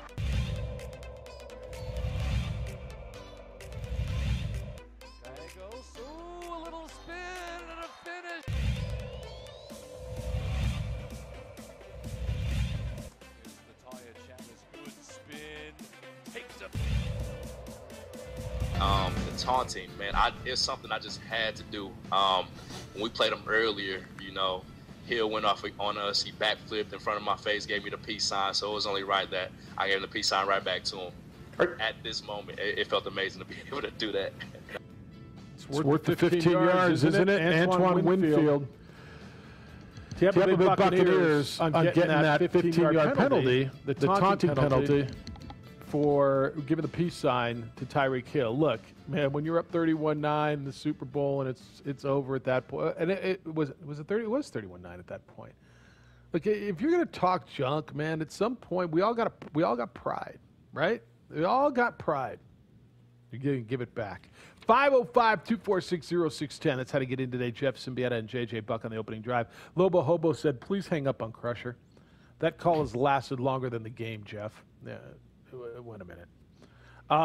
Lancer is the OD answer, says Bad Street. If Loopy is getting shortchanged on airtime, then you are 6'5" with long, wavy, blonde hair. I'm a Mike over there? What are you saying? Yeah, that is Mike, I think. What are you telling me? I'm short? Is that what you're saying? Oh, bald. I don't think either one of those guys are getting shortchanged on airtime. How about this? Yeah, well, maybe it's not the day for rules and moratoriums. I was going to say, once you complain about your airtime, you're out. Boom. I mean, complain honestly. about that. Think I'm wrong? All right, here. Dinner isn't good enough. Well, how about no dinner? I'll give you something to complain about. Boom. I'm just saying. All right, so we can talk about Tommy's career if you want to get into that. Everything. I'm going to shift gears, JJ, just for a little bit because there's a lot of other stuff going on. That doesn't mean we're closing the door on you. If you want to get in on the Super Bowl, and we're going to get back to it, there's so much into it. How good was Devin White? Yes, Darren White. Darren White was always good. Devin White was really good yesterday, too. All right, Lobo basketball will play Colorado State tomorrow. I don't know who's going on this trip. Do you? Do you know who's going up there? Rod Brown might be going. I'm going to guess they've got 7 scholarship athletes, maybe 8 or I don't know. Enough players to play a basketball game. A group of walk-ons. I don't know. They'll play Colorado State on Tuesday and Thursday. They're going to stay in Colorado. They will play the Wyoming series at Clune Arena at Air Force. That will be their home series against Wyoming. It's almost like a halfway point between it's an hour, 1 hour, 2 hour. I guess it's 3 hours down for Wyoming and 5 hours up for New Mexico. It's almost a halfway point between the two. But that'll be the New Mexico home games at Air Force, and then they'll stay there and play Air Force as a road series. So we know they're playing. Did you see Nevada sweep Boise State this weekend? Like, Steve Alford's team has turned the corner. His guards, Sherfield's legit. Like the game winner on Friday night was sensational. Like honestly, he's coaching up a team right now that's peaking at the right time. And look out, you don't want to play them. That's why I'm hoping San Diego State gets out of that 4-5 game. That's why not getting these wins against New Mexico really hurt San Diego State, because I don't want San Diego State in that 4-5 game and get Nevada. Like, I'd rather play Colorado State or even Boise State. And what we're seeing it with Boise State is a good basketball team, but their schedule was going to be the hardest down the stretch. And it's showing off right now. And we're seeing the Mountain West is pretty good. Like, we're kind of 5 deep. Yeah, we kind of got the 4 up top, but Nevada's that perfect team of good, finally getting to a better place as the season went on. And you look at the Colorado State-Wyoming series. Wyoming, was close. yeah. Wyoming really pushed them. Pushed them twice.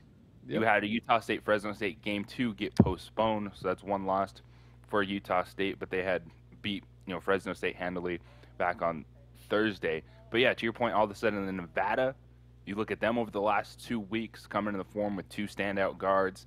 It's going to be a lot of fun. Fingers crossed to get everybody to Vegas and get that tournament off. Tell you what, I watched Alfred's team. I didn't see the game yesterday.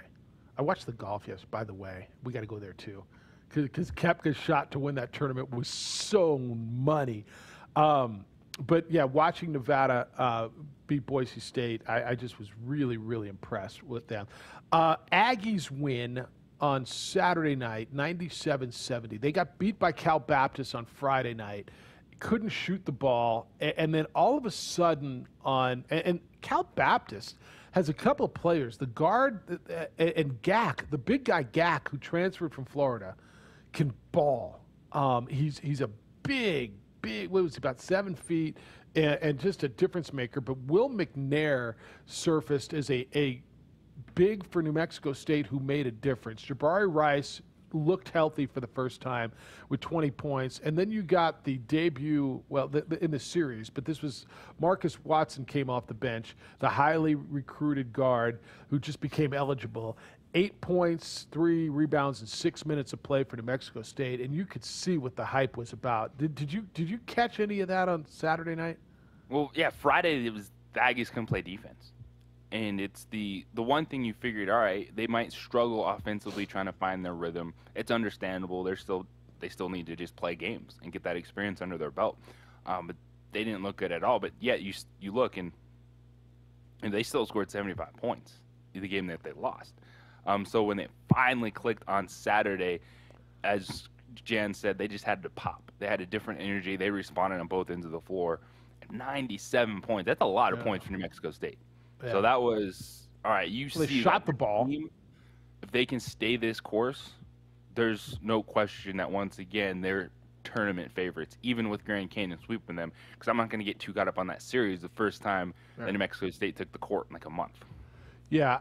First of all, one thing you don't expect from a Chris Jans team, what we've watched for the last 3 years, is a team that didn't play defense, right? I mean, typically, one thing you're going to get is his teams are going to defend and rebound, and that's what they didn't do in the first game of that series against Cal Baptist. And Cal Baptist is nice. I mean, I got it. I hear y'all go, Cal Baptist, really? Like Cal Baptist is. They recruit. They've got a ton of transfers. They got a St. Mary's transfer. They got a Florida transfer. He's done a nice job there getting guys who can score. But Saturday night, by far their best game of the year, their first Division I win.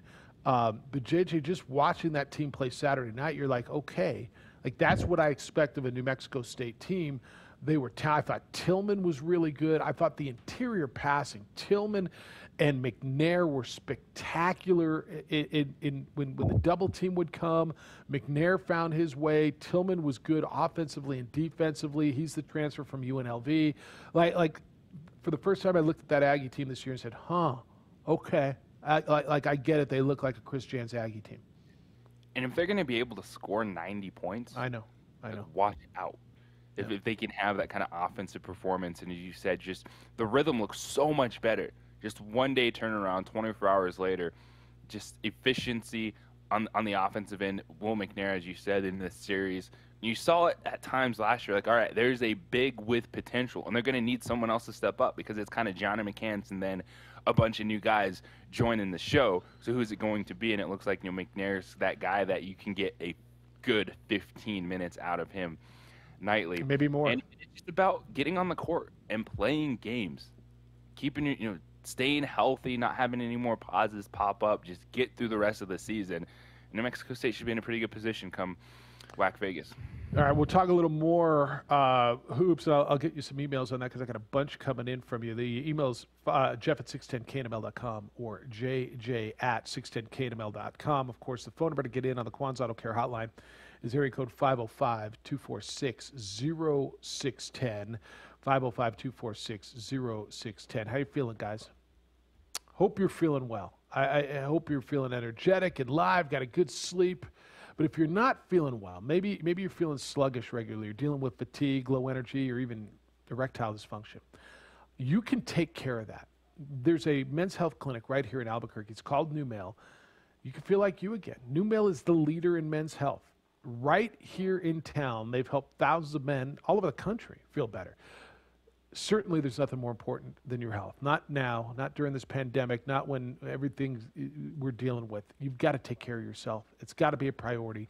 Call New Male at 505-652-1688. That's 505-652-1688, or visit newmale.com.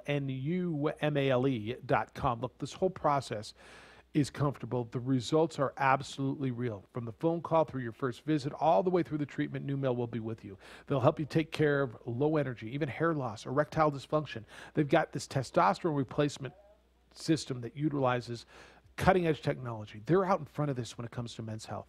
You just got to make the call. 505-652-1688. Guys, take care of yourself. Make that call. Visit newmale.com or call 505-652-1688 and feel better. If you're headed west,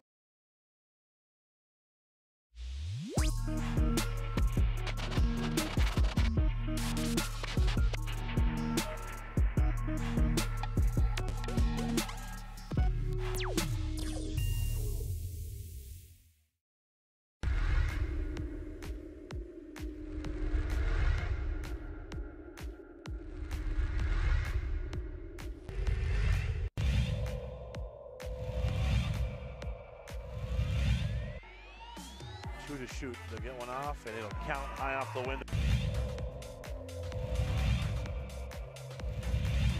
Oh my gosh. There's a long three. Boom. Bang.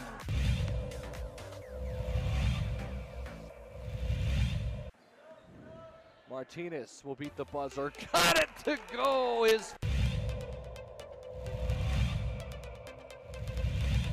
Ford driving kick. Three's in the air. It's good.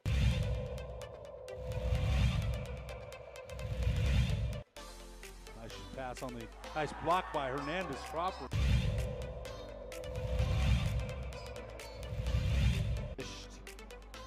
And Brown in the transition. But why not, Steve? Is Corbalan's going to go when he puts it away. And Corbalan wants to put it down. Here comes Las Cruces. Brown, you can't leave him alone. Put it down.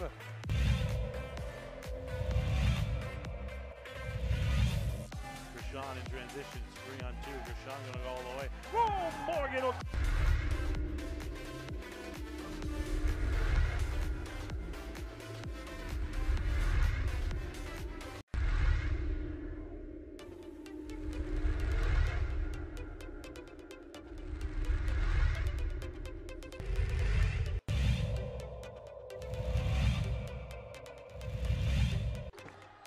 Ramos, rise and fire. He's fouled. You know, he used to coach for Del Norte. And here's Voss all the way with the finish. He'll get the behind the back of the dribble. Tries to go up with the right hand. He changed hands in midair and hot it, sent it away.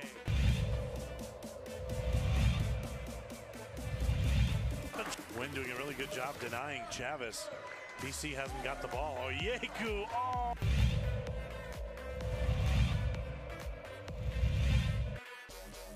Working against Watson. Oh, look at the spin move.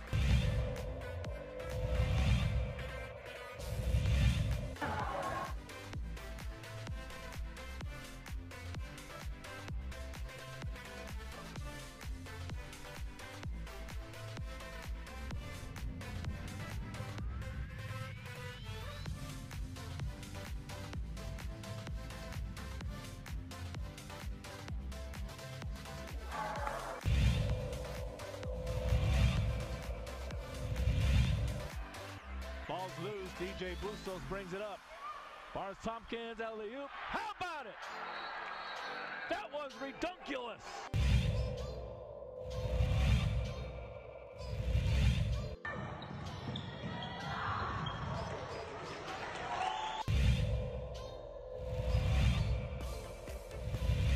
Turnover. Cable to the big fella might try to jam one home.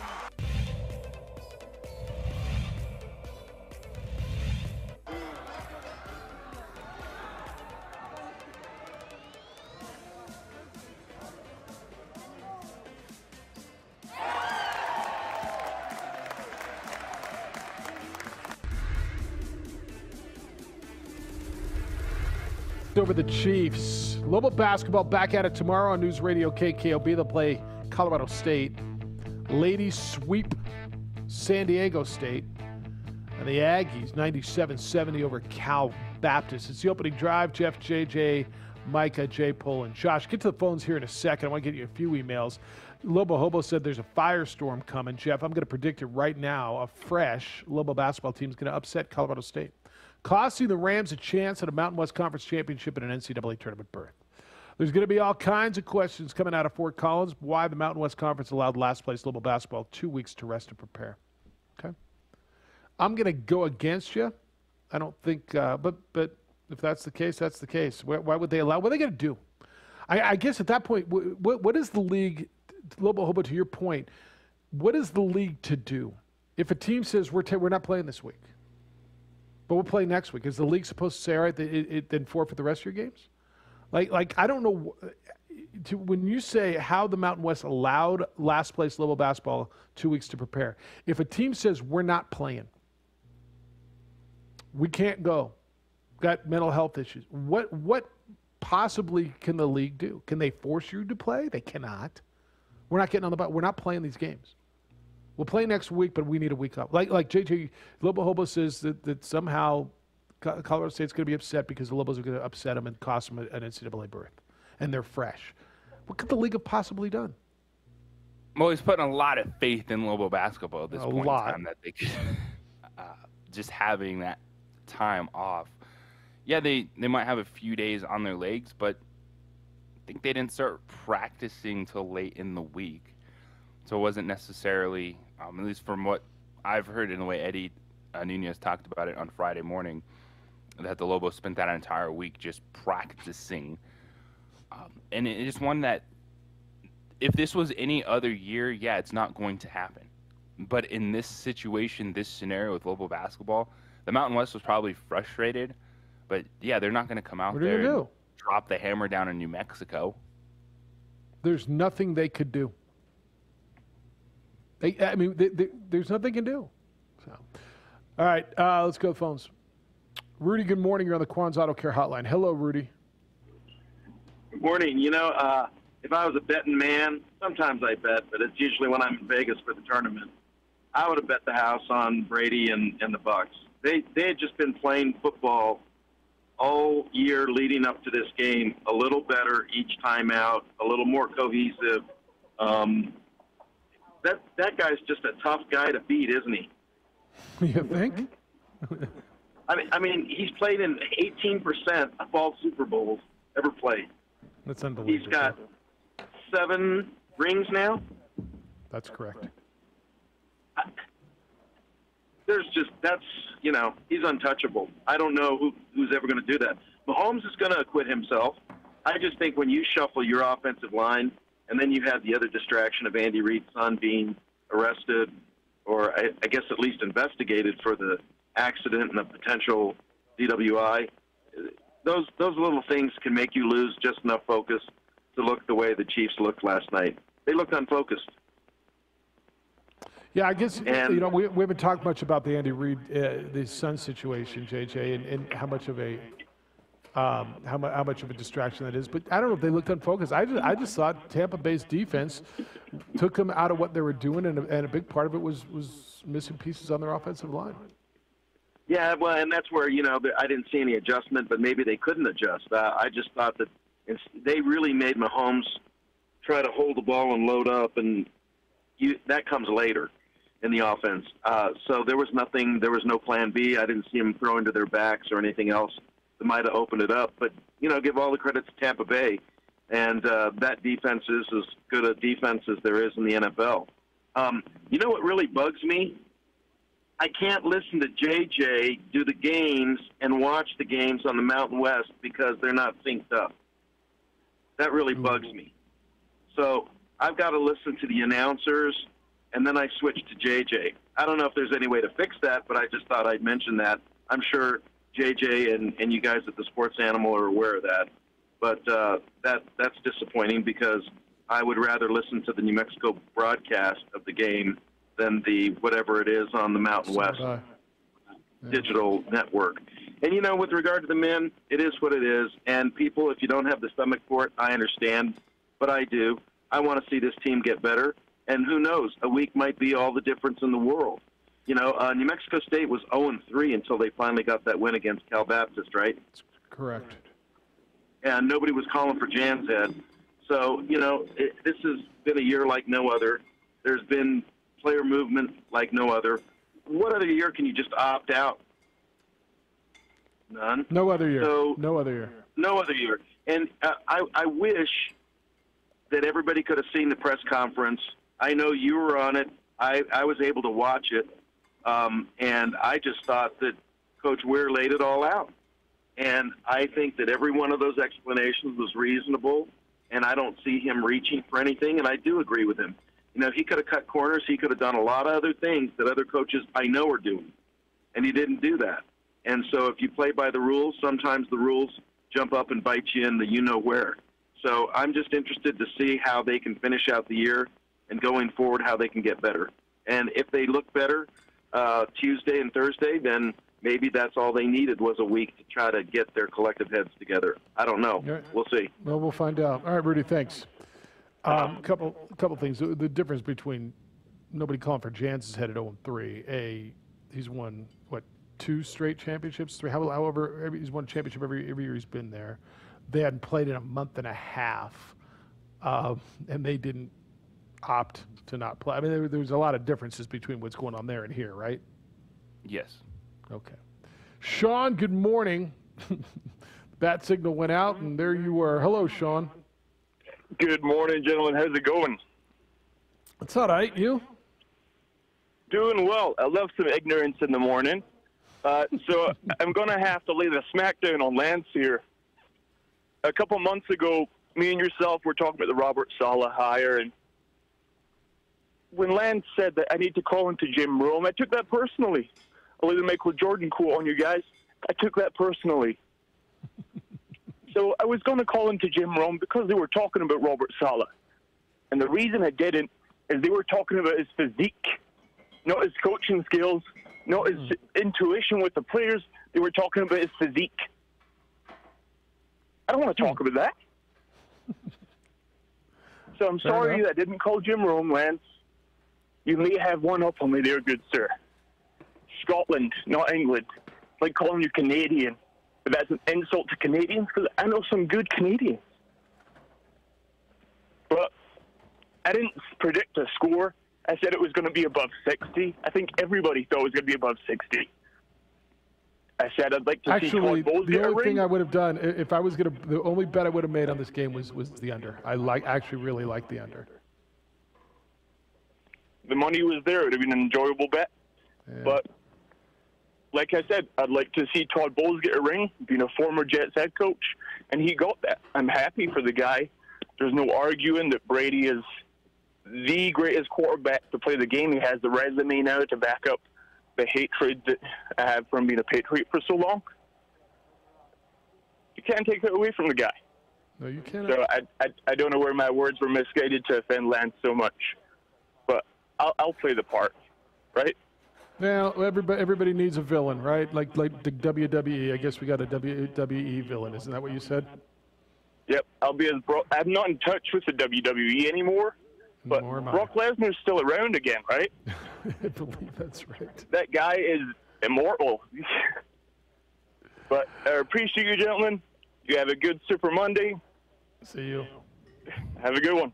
Be well, Lance. I mean, Lance. Be well, Sean.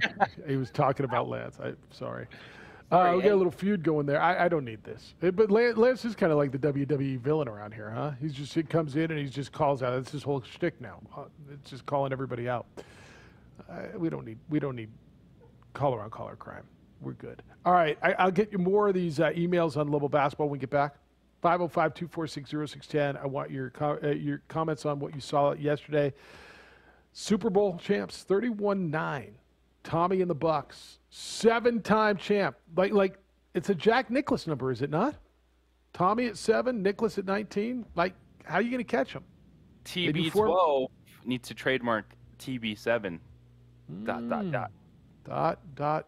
On your opening drive at 95.9 FM and AM 670 Sports Animal. This season.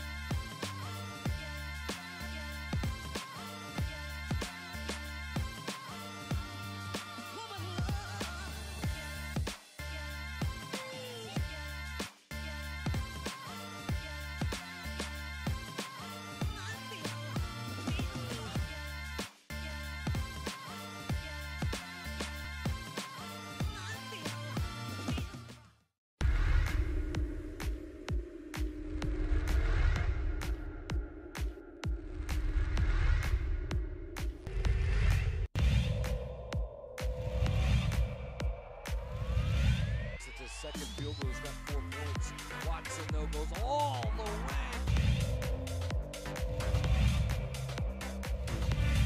Hit the deck, I should say. Cordova tried to throw it off. Romero, a 3 for...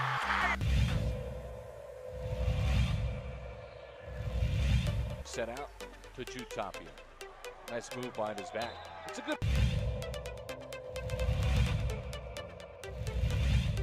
Here's Ramos, step back, high arcing,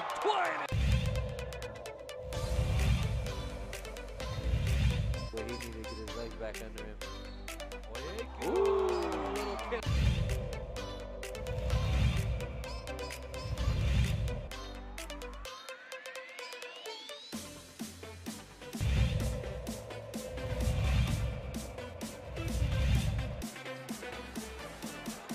They leave it one more time. Two-hand hammer.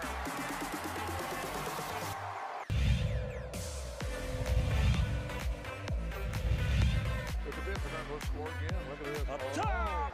Yes, and the finish for Akbayosi.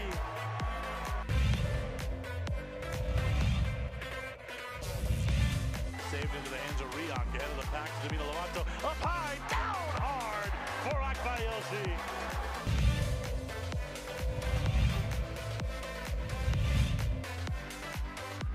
Out of the corner, Casals, the 3-0, Katenge!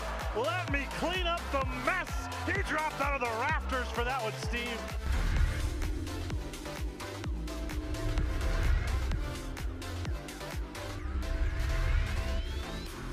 Don't sacrifice quality of flavor when you're in a hurry.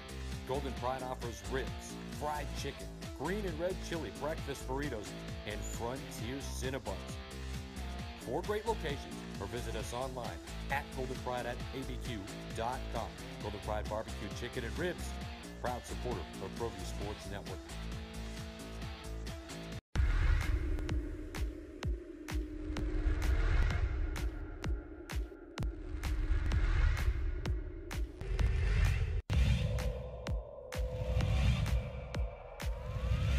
To create space, he gives it off to Rivas for the 3 and he buries it.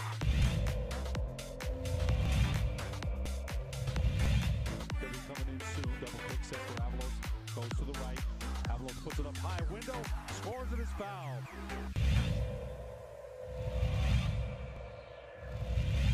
Right here by Lewis all the way, coast to coast, and finish. What a... Around the screen, against White, step back, it's blocked! JB with the block!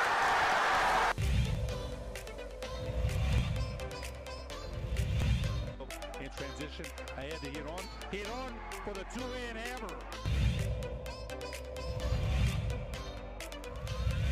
Minutes to go. They've got a shot. They have a chance, and it's put up, and it's good. What a three that is by Jalen.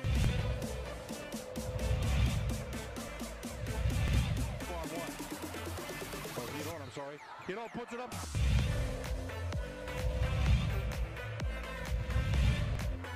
Rebound, Cowboys. Right side, David Hall. Thank you very much.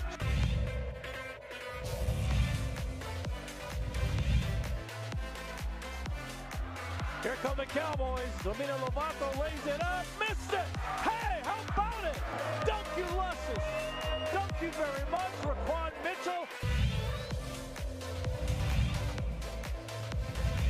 Clock at 6. They get it. Barnes Tompkins fires. Yes! Pass up court. This for the win. Blocked by DJ Bustos. Cowboys win. Cowboys win.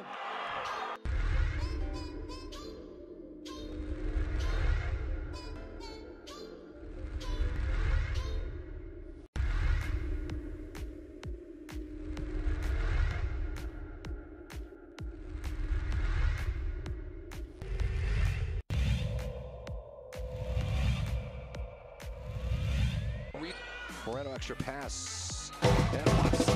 What'd you do all day, though? Did you get out and enjoy the day? Did you get out and, like yesterday was beautiful. Went out and enjoyed it. Came back and watched the end of one of my favorite events ever, every year, is the Phoenix Open, the Waste Management Phoenix Open.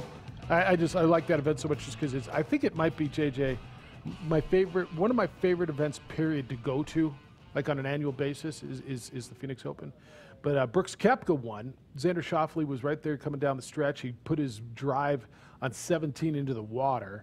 And Koepka chips in for eagle on 17, and therein was the difference. Just this beautiful, awkward lie, 32-yard chip, one hop, and then rolled it right in. And Brooks Koepka, the leaderboard was insane, by the way, with all the names. Koepka and Schauffele and Spieth. Jordan Spieth had a good week.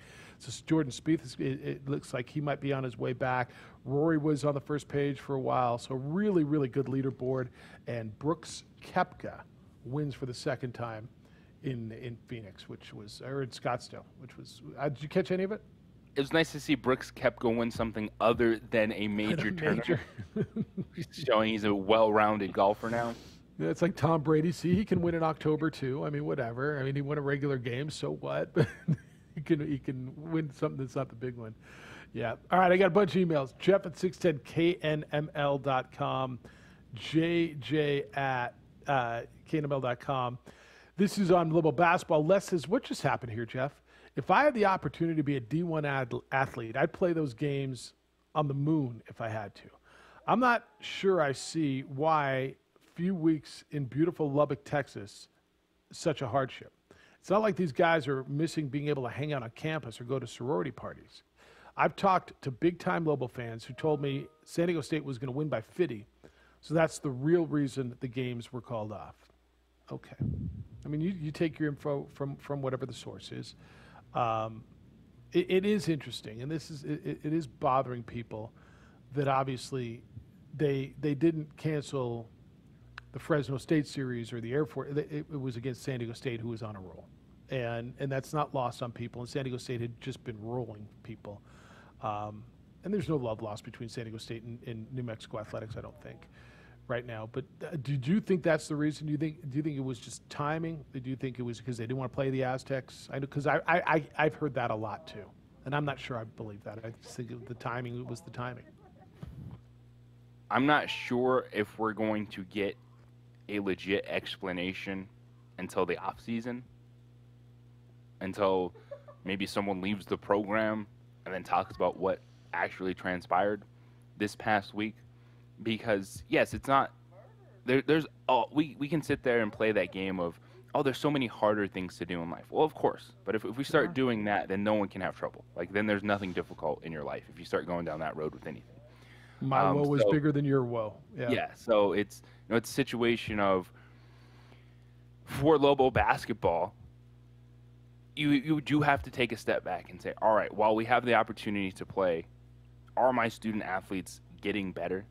Are they in a situation where this is good for them? And Paul Weir said last week it was not. And he said from the beginning that when the changes occurred and, you can practice in state, unfortunately, that was going to have pretty much zero impact on his team because of the schedule. And there's very little room for both the men and women to utilize the facilities because they're going to be on the road. And you can see why it got to a boiling point. But as you said, there's still so many question marks because a lot of people do feel that way. And there's not a lot to push back on it, saying, well, you just didn't want to play San Diego State because you were going to lose by 50. Mike wants to know, he says, so I assume Lobo Basketball is getting on that plane to Fort Collins this morning, Jeff Alou. Are all hands available?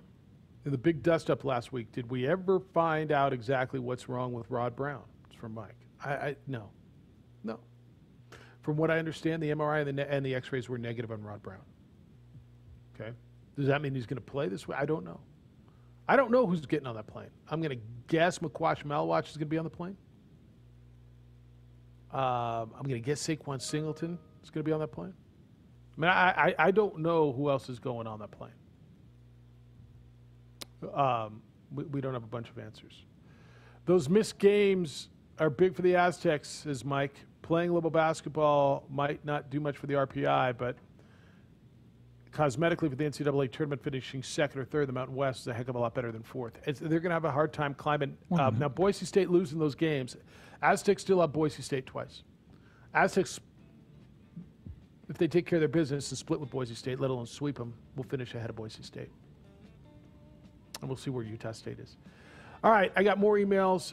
You got to hear the Kevin Harlan call on the streaker. You got that, right? Kevin Harlan is one of America's gems, isn't he? He's one of America's jewels when it comes to that kind of stuff. Play that for you coming back. More Super Bowl. Want your thoughts. What'd you think? Oh, by the way, did you see the Dodgers starting rotation? It's stupid. It's the opening drive on 95.9 FM and AM 610. The Sports Animal. Don't sacrifice quality of flavor when you're in a hurry. Golden Pride offers ribs, fried chicken, green and red chili breakfast burritos, and Frontier Cinnabons. 4 great locations, or visit us online at goldenpride@abq.com. Golden Pride Barbecue Chicken and Ribs, proud supporter of ProView Sports Network.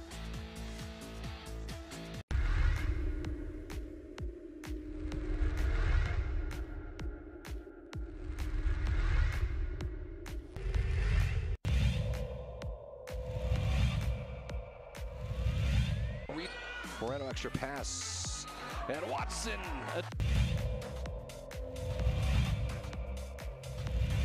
Out with it, Gallegos, and he's going to run all the way. Window, yes! Able to get out of it. How did he find Battle? It's to Cunningham, and it... I mean, Ramos' hand. Ramos puts it up, beats the buzzer!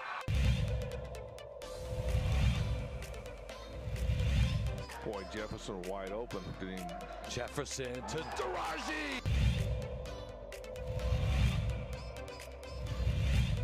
Into Watson with the jam!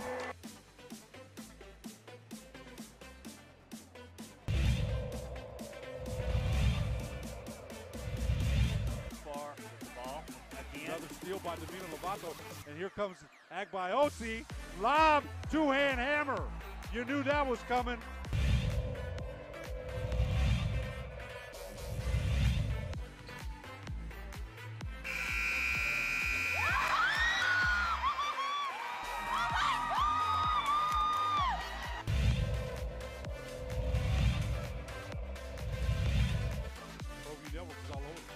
The lob, tagged by Osi, the one-hand hammer. Put up. And a drive from Parham.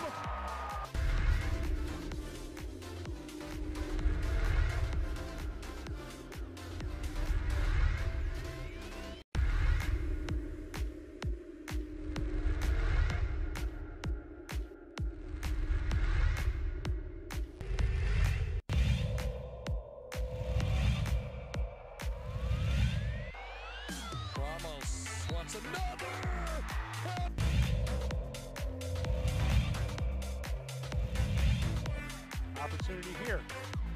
Martinez shoots, he scores.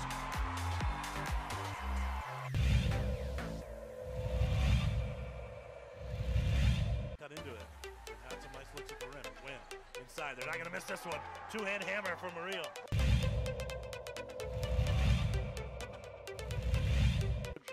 Ball's played up. Rodriguez with it. Gonna settle. Looks to the inside. Turns to the far side foot. Shot on in. Goal. Deflected in. No.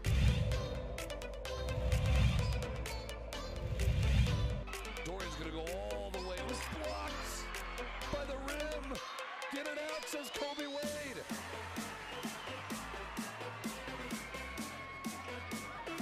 Ramos. Got it.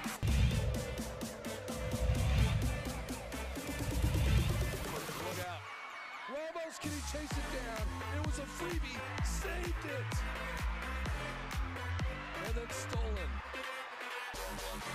And somehow Hasbury's got it back. Handoff. Watson. This Bucks defense has really been the reason that they're winning this game. Second down, 20, 5:03 to go. Someone has run on the field. Some guy with a brawl. And now he's not being chased. He's running down the middle, the 40. Arms in the air in a victory salute. He's pulling down his pants. Put up your pants, my man. Pull up those pants. He's being chased to the 30. He breaks a tackle from a security guard. The 20, down the middle, the 10, the 5. He slides at the 1, and they converge on him at the goal line. Pull up your pants, take off the bra, and be a man. And the players with hands on hips at the other end of the field are looking at him and shaking their head and saying, why, oh why is this taking place in a Super Bowl? Lord, now they're cuffing him. But pull up his drawers, whatever you do. 5:03 to go, timeout on the field. Buccaneers lead at 31-9.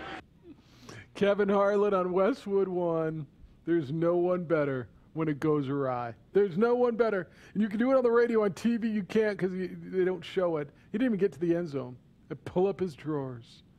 Why? What is a man these days anyway? You mean a man doesn't pull his drawers down and put on a bra? Kevin, it's 2021. We define men differently these days, evidently. Trying to go with the Borat look. I'm not sure what was going on because it was like a swimsuit he was wearing, not a bra. Okay. So it covered his whole body. But from a distance, I can see how it looked that way. He's wearing a bra. He pulls down his pants. He's at the 20. He cuts away from a security guard. Goat of on-field calls. And by the way, too, if you're the player sitting there going, really, bro? Like you're running on the field maskless in the global pandemic and we have to deal with your naked backside? Come on. Pull up your pants, my man. That gentleman, the story surfaced, he said he was holding a sign outside somewhere that if someone gave him a ticket to the Super Bowl, he would do that. Somebody gave him that so he can go streak. Yes. In a bra. So do you feel good about yourself if you're that person that gave that guy a ticket? What is the impetus of streaking? Like, do you just love your body and your junk and you got to show it to the world? Like, I honestly, with and streaking's been at events has been happening for a long time. What is the statement one is making when running on a football field without one's clothes on? What is the statement? Especially now. Like, yeah, no, I get it. Now it's different, but they're not just going to be like, oh, just don't do it again. Like the ramifications of doing that stuff now versus back in the day when they're just like, oh, just get this guy out of the stadium, get out of here, man. But don't come back.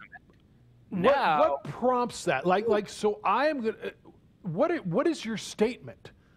Is it a just look at me moment? Like, check out my junk, look what I got, or what? Like, what is the mindset, the impetus, the statement, the not even the justification, but the motivation? I've never understood the streaking thing. I'm going to run on a field in front of thousands of people.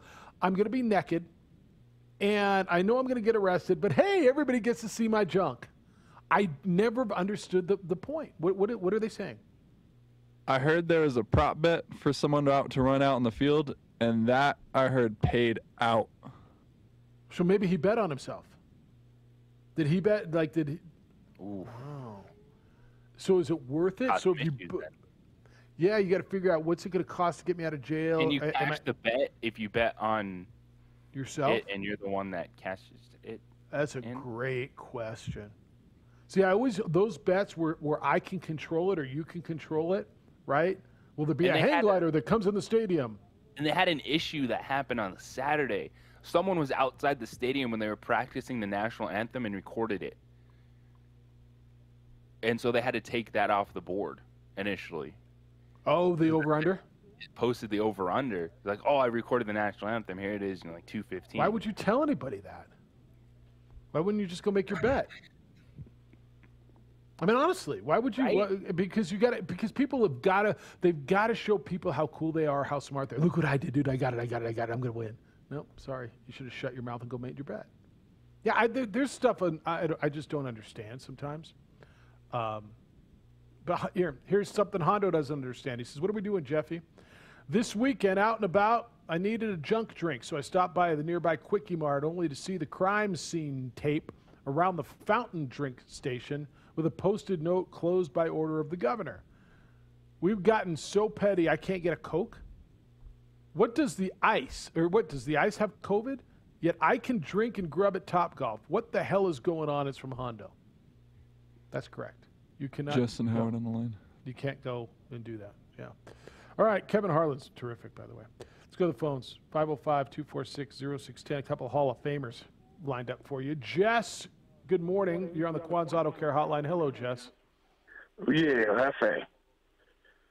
So JJ just mentioned somebody was secretly recording the national anthem before the game Saturday. Yep. Was it Bill Belichick? I feel like that's a Bill Belichick sort of thing to do. Get out there and get it pregame. But let me tell you the appeal, Jeff. I would probably be happy if I died knowing I streaked across the field and Kevin Harlan called my play. Because we talk about the greatest of all time GOATs. We talk about Tom Brady. Who's better than Kevin Harlan? Nobody. I mean, I'll be honest with you. I thought that overall the game this year was just everything was kind of lame. The game wasn't really exciting, right? Never really felt close. Never, the halftime show, it was okay. But I'll tell you what, I don't know what that dude spent $7 million on. The fireworks, the car that he got out of at the beginning. The whole time I was watching the halftime show and hearing that story about him spending $7 million of his own dollars on that, where? Like, where was the $7? Was it for those diapers those guys were wearing on their faces? The people with the masks, So the best part of the game was the Kevin Harlan call of that dude. Phenomenal. Absolutely phenomenal. And the fact that he got a good 48, 50 yards in. But, as you can tell, he protected himself. He slid down like a professional. I mean, he looked like Aaron Rodgers and Tom Brady sliding down at that 1 yard line. It was very smooth. But if you watch the security guards on the tape, at least 3 of those guys got a good knee on that guy. That guy was sore when they were picking him up. It always cracks me up that it takes 12 guys to restrain a drunk dude. It's hilarious. But sadly, I think that was the best part of the game. I did not think it was going to go the way it went. I didn't think that their offensive line would turn into Jell-O. It wasn't that bad all year long, but it's amazing how one guy, when you have to shuffle your entire line 2 weeks before the game, what it can do. And they took advantage of that. And, when you don't have any time and you're out there. But I think the worst part about this as I was watching the game was knowing that we'll never, ever hear the end of the Crusher. We'll never hear the end of it now. I think it's just time for Edward and I. Maybe we just need to out and warning to the Cougars out there, there's going to be some broken hearts soon. Because I think we need to get out there and start crushing again. Maybe it's the avocado ice cream. Maybe I should start eating that. Do chicks dig that? Because I think it's gross. Yeah, try it. I saw it. I don't know what the secret is, but so overall, I personally just thought it was kind of a lame Super Bowl. Not a whole lot going on. Wasn't a good game. Halftime show was blah. But I guess we'll go local now. Whatever's going on with the Lobos is an absolute disgrace. I don't know whatever excuse they're going to use for not playing San Diego State and then trying to play. Why? Why not just end it now? If you were going to quit then, I just don't see the point. Everything that's going to happen now is going to look bad. If you come out and just put out 7 guys just to do, I think everything is pathetic. I don't know if it's a lack of leadership. Obviously, there's a problem. But to quit and then try to come back again, and then maybe they're going to quit again, who knows? What's the point? Just, put the shoes away, clean up the locker, go home, end the season. I just don't understand it. And whatever excuse they give, to me, is not going to be good enough. And to me, it sounds like we're going to have 4, 5, 6. I would be shocked if nobody left this team at the end of the year. Now, I know there is certain turnover after every year. We know that. But this year especially, something funky is going on, Jeff, and it's not just the Rona. Gentlemen, have a great day. See you, Jess. A lot of people feel that way. Dan says, by the way, Jeffrey Juan. You're 1-1 now. And Micah John, that might have been the most exciting play in the championship game, the streaker call by Kevin Harlan. Yeah, might have been. You're right. It wasn't a good game. Do you like the commercials? What do you think of the commercials? Dude, I thought the M&M commercials were good. The first commercial right out of the gate was good. The M&M one. Yeah, the M&M one was really good. Drake from State Farm is funny. I didn't. Paramount. So there's about 2. The Paramount streaming ones with Beavis and Butthead? Yeah. Come on. The Cheetos one? The Cheetos one was decent. Yeah. Drake from State Farm's funny. So Flavor Flav hanging out with Lerner and Rowe. Eli. What's relevant that we can do? Flavor Flav, that works. It's wonderful because it stood out, and we're talking about it. But they're like, what level can we afford of rapper in this commercial? Right. Drake, nope. Flavor Flav, yep, got it. That's right. Eli, 15 times selling me hot sauce. I mean, that one has been on before the Super Bowl. I never saw it, but okay. Yeah. Eli, this was like the Super Bowl brought to you by Eli. Hello, Howard. You're on the Quan's Auto Care Hotline. What's good? Good morning, guys. Good morning. Well, as I mentioned to you in my message over the weekend, Jeff, that I thought it would be a changing of the guard, that I thought Mahomes would take Brady's place, and I thought Lance would slide in and become the crusher in the OD and the AM. But none of that happened. So I guess Tom Brady and Edward both retained their titles, I guess, huh? I imagine so. Well, it was Jess is right. It was a bad Super Bowl. The best thing about the Super Bowl was the commercials. I missed the Clydesdales, but there were some really good commercials. And, it seemed like that Tampa Bay defense was just dialed in hard yesterday. I mean, Patrick Mahomes was running for his life most of the game. I mean, with that defense clicking away it was, I think they could have won that Super Bowl with Marsha Brady, let alone Tom Brady. Ooh, so it was a little bit of a lackluster show during halftime. I don't even know who that guy was. I got to be honest with you. Who is he? The Weeknd? Yeah, no, I don't know who the halftime show was. I don't know that guy. I guess maybe I'm really showing my age, but I don't even know who he is. Yeah, the kids love him. Yeah, I guess so.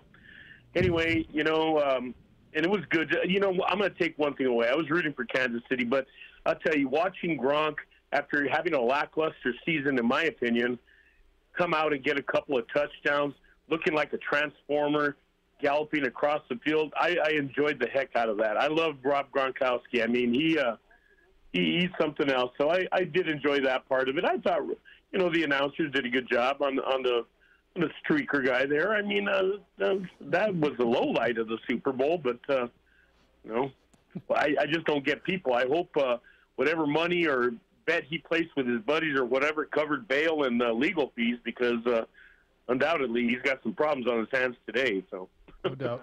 Have a great day, guys. All right, see you. There were the commercials were decent. How about Sesame Street? The Sesame Street for DoorDash. Okay, I was underwhelmed. What I do appreciate with The Weeknd is he didn't just say, "Hey, I got 7 minutes. Let's make it the most ridiculous thing ever." He did 2 hit songs all the way through, sung them, said good night now. Appreciate that. It was kind of fresh to me, a singer just actually singing his songs, not stuffing a bunch of things in there. But you're right, it's for the kids. They like him play the hits. Mm-hmm. Other than that, it felt like they didn't have a lot of time to do good commercials this year. I thought the commercials were all right. I actually thought the commercials were better than they had been in years past. Really? I thought the last few years' commercials were slipping. Like I remember, and I can't tell you anything from the last few years' commercials. I remember walking away horribly underwhelmed. And this year I went away saying, okay, there's a few things that stuck. I thought that M&M's one off the top was good. The Sesame Street for DoorDash was good. I thought the Paramount streaming ones were actually really good. And even though the commercials weren't great, I think Drake from State Farm's funny as hell. I think I have a solid top 3. Definitely the State Farm, the M&M's, and the Cheeto one was okay. I wasn't floored by it. All right. I mean, I'm not telling you it was the best ever. I'm just telling you I think they were better than the last couple of years because I can't remember a thing. I just remember walking away from all of them going, there's not one I really like. There are a few. All right, Eli. I don't know. Usually I would talk commercials over with Bob Clark on with Del Estrada, right? I got that email. I opted against it. Just so I figured we stopped doing the let's talk about commercial segment. Let's talk about the game. So I got more emails. God, I got a bunch of emails. Kevin Harlan, this is from John. You need to find the Kevin Harlan call. I guess this came in before we did this. Of the streaker. Yeah, we did. Attaboy. All right, 505-246-0610. Keep them coming. What does it mean for Tommy, Bruce Arians, Gronkowski? What does it mean for the Chiefs? To me, it means nothing to the Chiefs. They got to a Super Bowl and got beat. They're not quite the dynasty yet. But they've been there 2 years in a row and are the favorites going into next year and will be probably the favorites as we go through next year. It's the opening drive on 95.9 FM and AM 610, the Sports Animal.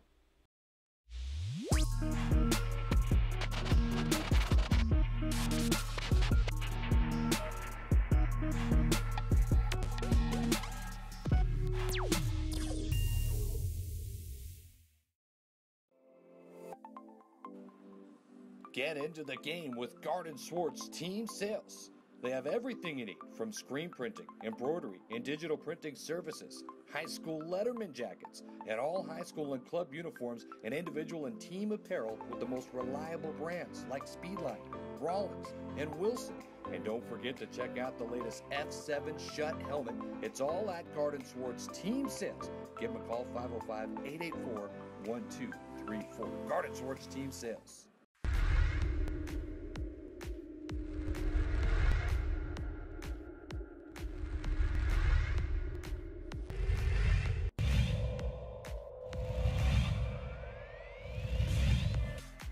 Get a little closer.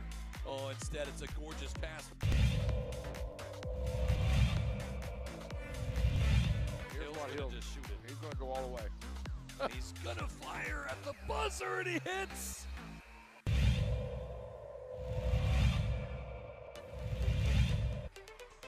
Great pass, Hadbury, and thank you very much.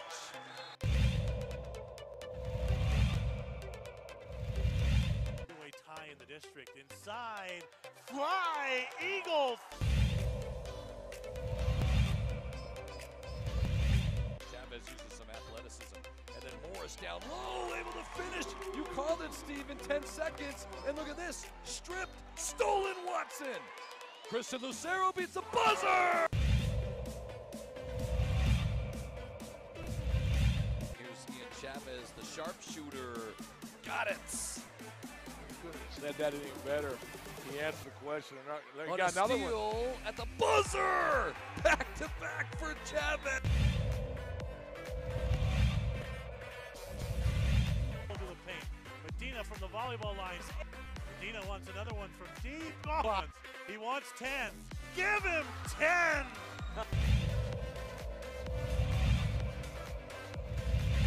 Lewis finds Watson. He's going to finish. One-handed slam.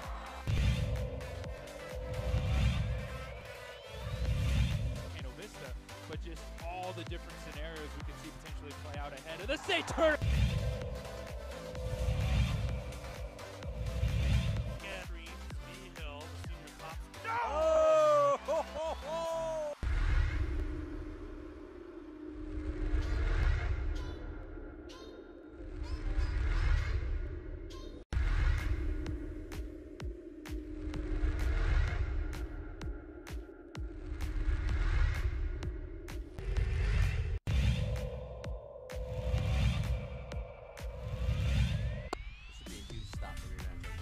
Dorian over. Did he get in? They got in. Got Touchdown, Dorian Lewis.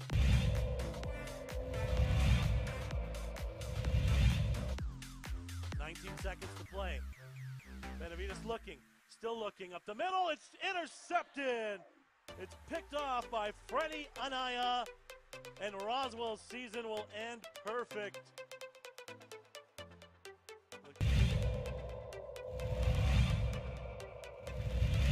Second quarter, 2nd and 4 for Socorro at the whole 44-yard line.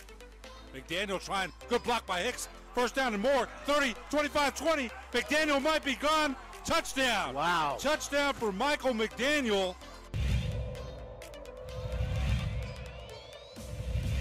It's 40 seconds this year. It's not like 25 like it used to be. He laterals it back. What a play by Hightower. Pitch. All right, then. I thought you were playing something. We're back. Can you hear the music? You said. I'm looking at the commercials. Dude. The more I looked through, Micah, you thought that the Beavis and Buttheads were good. To me, did you like the Tracy Morgan, Pretty Sure, Rocket Mortgage ones? Oh, those are funny. I'm pretty sure those are parachutes. I'm pretty sure these Hornets aren't the murdering type. I thought the Tracy Morgan one was funny. Bruce Springsteen for Jeep was good.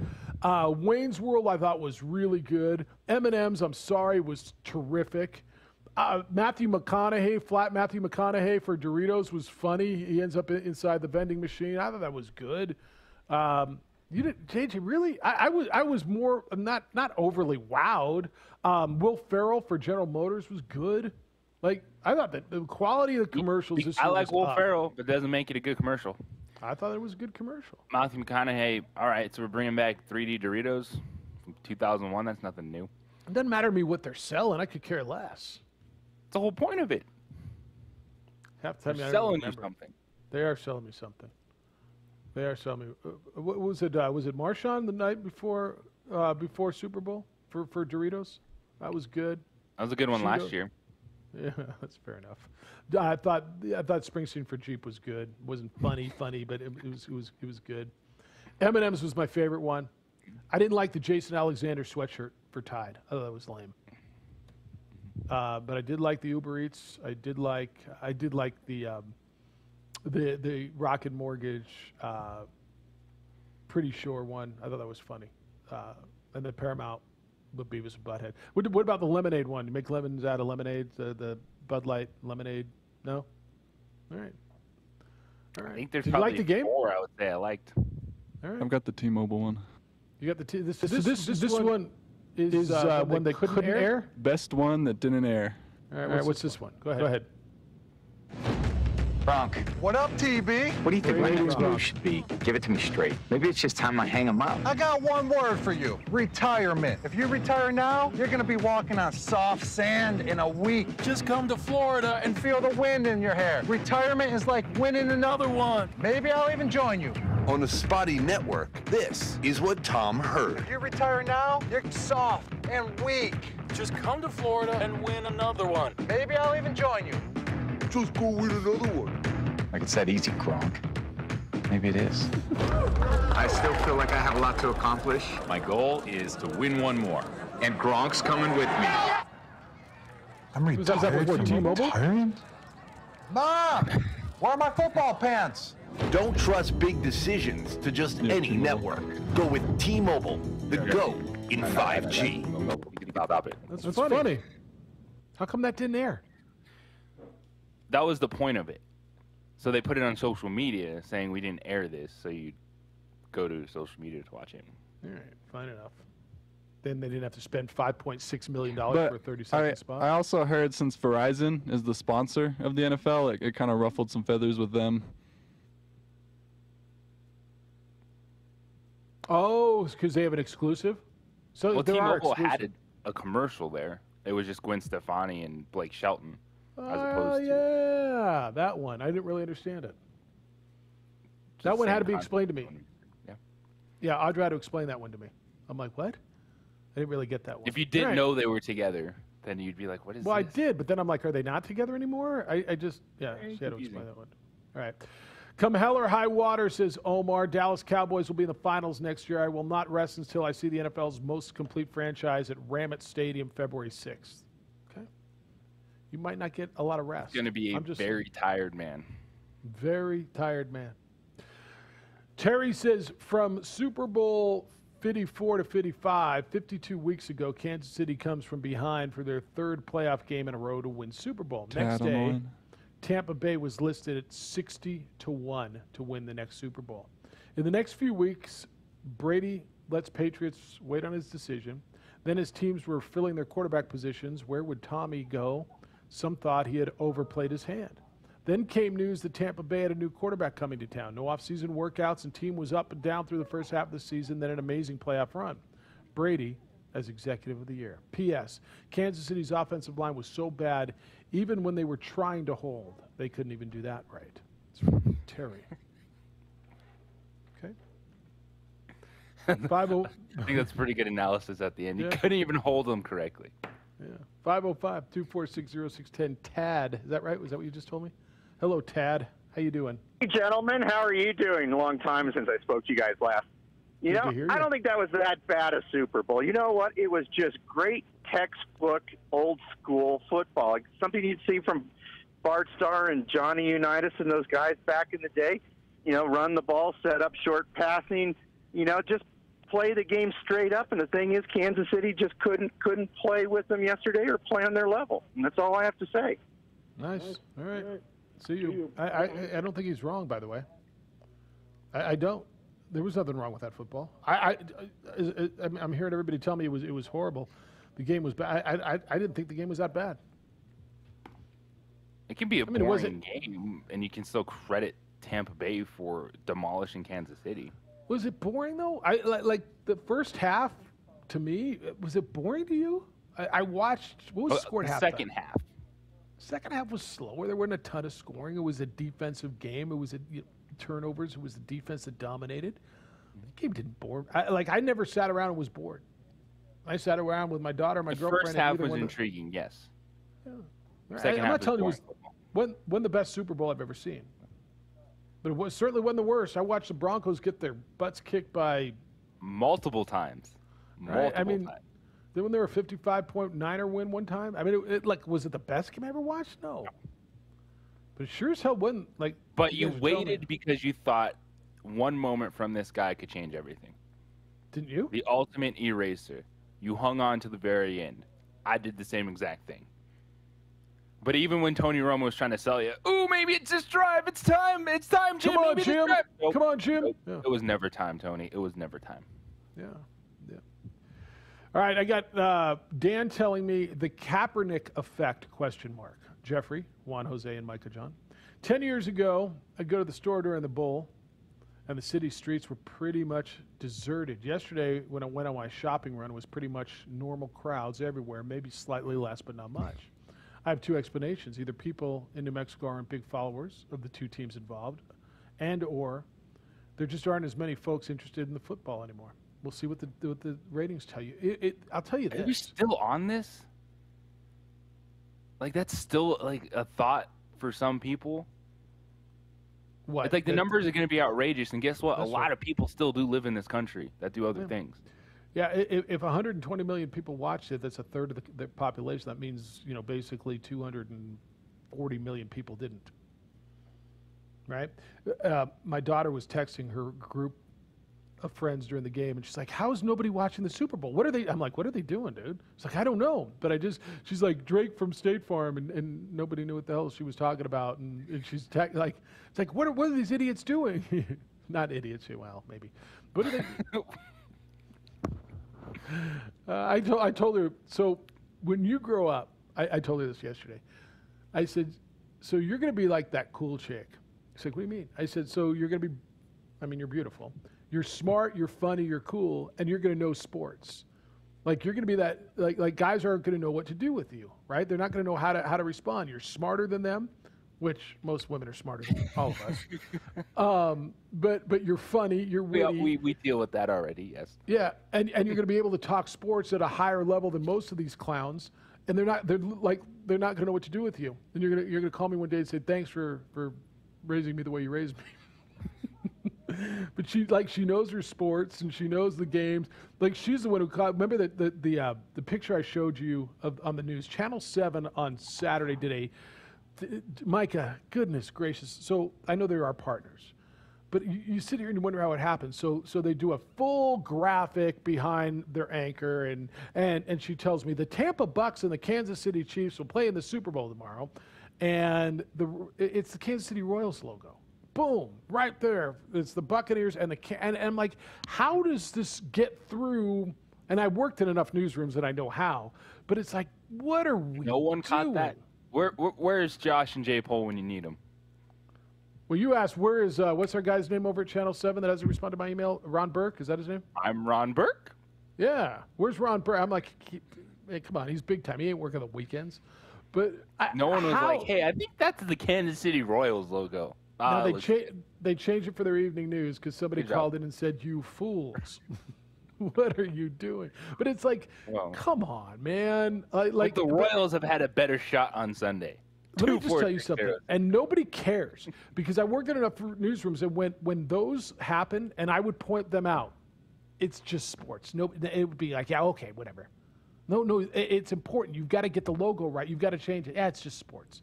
But if they would have gotten a number wrong on a COVID number or a news story, they'd have lost their mind. Which, I mean, just be accurate. If you're going to treat it as news on the news, just get it right, man.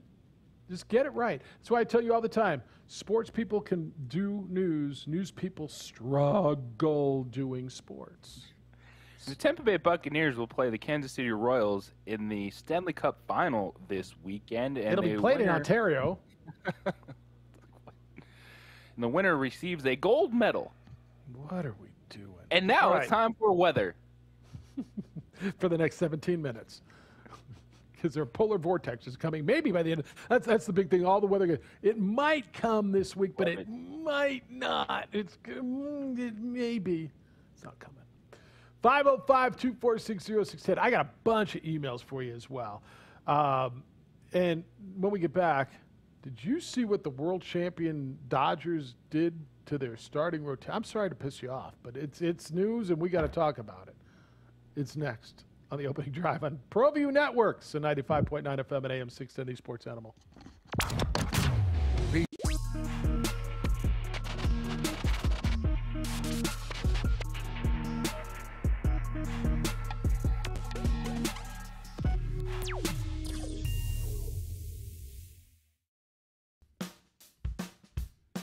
Well, I'm going to the frontier, walk up to the cashier, order up a root beer and a number one.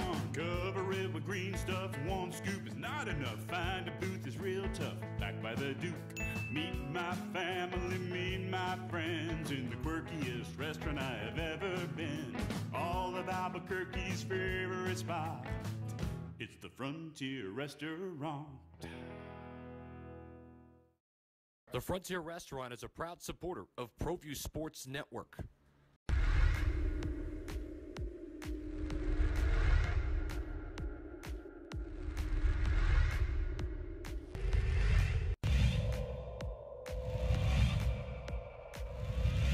Let's play it over to Madrid.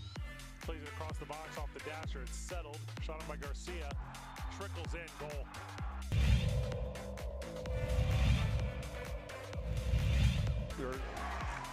Chavez blocked at the rim. And here's Dorian Lewis to Watson. Shot on and just wide. Big deflection. Goal.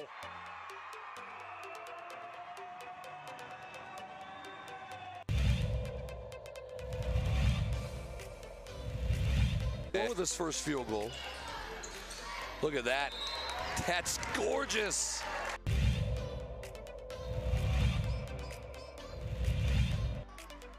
Not a game you can go have 25 turnovers in and win. Get that out of here, Watson says. Here comes Hodnett all the way. He's blocked in return.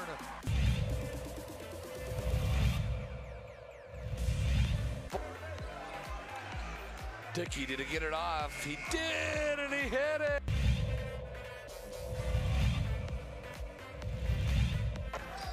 They're really all Oliver's wild three, and it hit.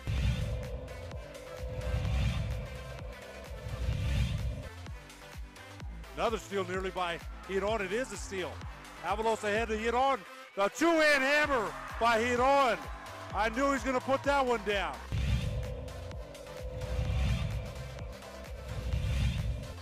ProView Networks tonight.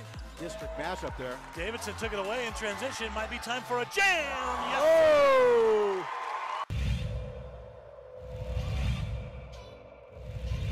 Nick Barton, watch him, coach. Watch the inbounder. Dumas Sanchez in the corner. Back to Barton with 2.4 seconds left. Fires for the win. And he got it! It's good. Oh my God! On the last second shot. He did. Oh my God! Bakes it in from 25 feet and watch the celebration right in front of us. What a shot by Barton. He was double teamed and somehow found a way to get it in. Ramos to Gaxiola, high window for the win. It's good. It counts. Gaxiola with the game winner for a Driscoll Heritage.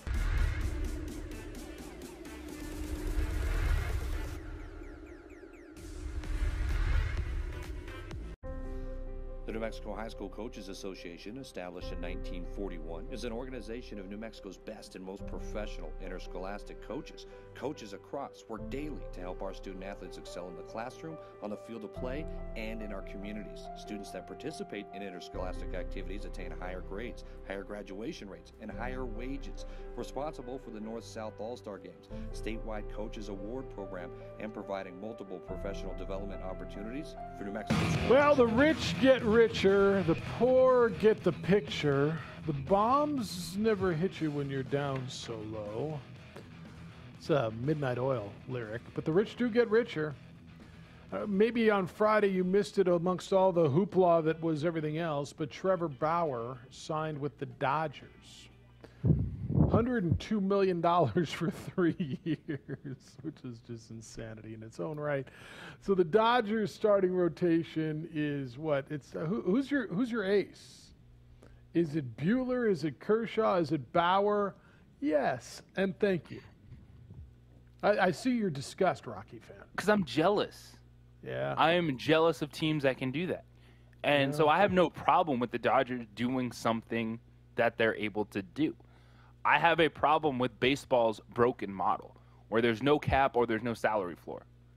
And then you have teams that just outright punt it, don't even try. And the Dodgers are like, you know what, let's add Trevor Bauer to this rotation and have like 8 starters that are all fantastic and just destroy everyone. Now, I want to see San Diego and LA play outside of the division. They should not be able to play the rest of the division. They should just have to play each other 82 times and then play everyone else. Because you don't need the Giants, the Diamondbacks, the Rockies a part of that mess at all. So Bauer can opt out after year 1 or after year 2. Now, I don't know why I wouldn't opt out after year 2. Because there's only going to be, let's see, they're paying him $40 million this year. So that's over $1 million a start, right? How many starts is what's 162 divided by 5? 40 starts. No, he's going to get 30 starts, 32 starts, and make $40 million.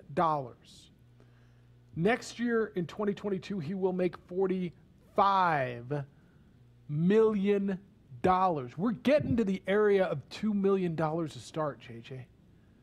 Like, we're literally getting to the area. He's the reigning Cy Young winner in the National League. We're getting to the area of I want you to fathom this. This is a guy who plays once every 5 games when he's healthy, making in the area of $2 million an appearance. And then so for $102 million, if he makes 95, there's only going to be, what, $7 million left on the 3rd year. Of course he's going to opt out after the 2nd year until they throw $50 million at him. It's insanity. But, yeah, the Dodgers can do it. I know. I get it, man. Your team gets nothing for their best player, and the Dodgers are like, here. The team I follow pays teams to take their best players. Pays them. Like, you want Nolan Arenado? Oh, and guess what? We'll give you $50 million. All you have to do is give us this bullpen pitcher who pitched 17 innings last year and a prospect or 2. It doesn't matter. It could be from any level. Which ones you want? Yeah. Thank you. Yeah. It's unbelievable. All right, John sent me an email. So can I be very clear on the streaker guy? Like, nobody's upset. I just don't get it. I mean, I'm not upset at it. In fact, it was the best part of the game in regards to Kevin Harlan's call. So, John, if you interpreted that as being upset, I've asked somebody, help me understand the mentality of the streaking thing.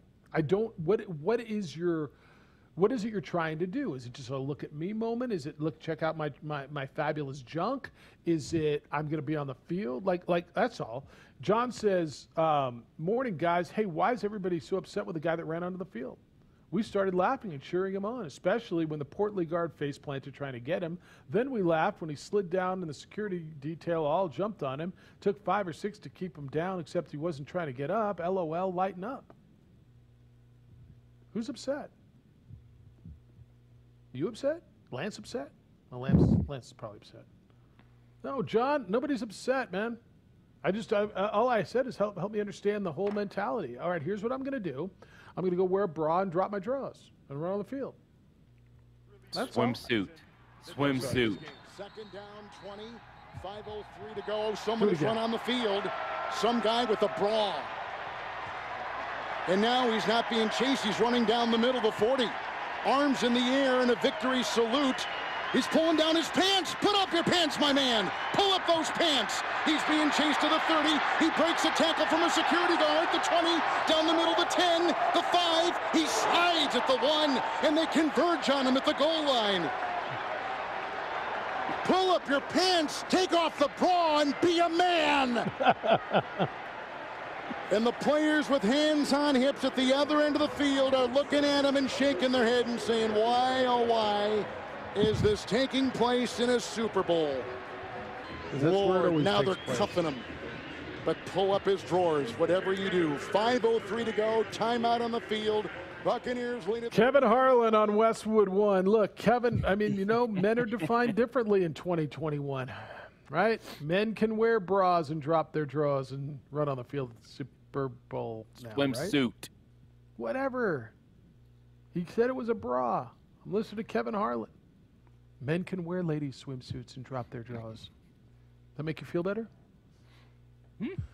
All right. Thank you. See? Nobody's upset, John. I love when people tell me to lighten up.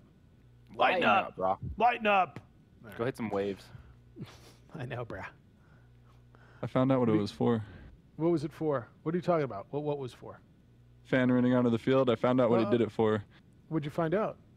So he was doing it for his YouTube channel, Vitally Uncensored, and he was the same guy who ran on the field during Game 5 of the 2017 World Series, same guy who ran on the court during the 2014 NBA Finals, and then he tried to get his mom to do it in the Cricket World Cup Final, but she didn't make it onto the field.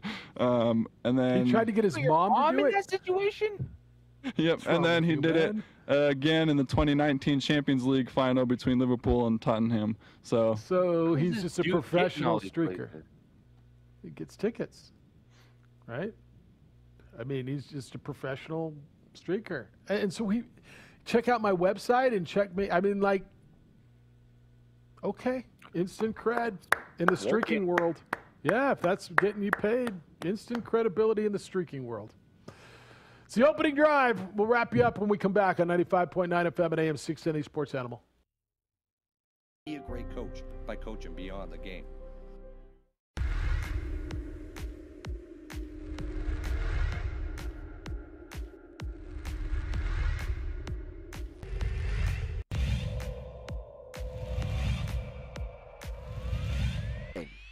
Call it as Javi's looking, and he's got a guy wide open, and it's Gay, and he's gonna walk into the end zone.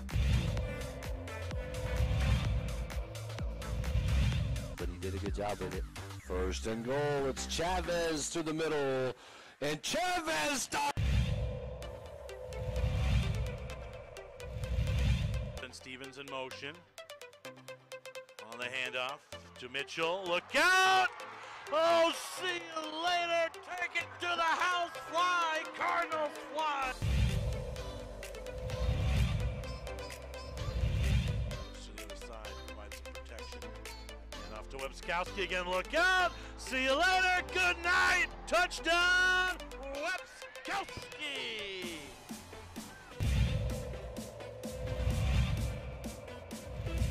An 8. 2 receivers at the top. Harris has all day. He's going to fire to the end zone. Open man. Touchdown. Wild catch.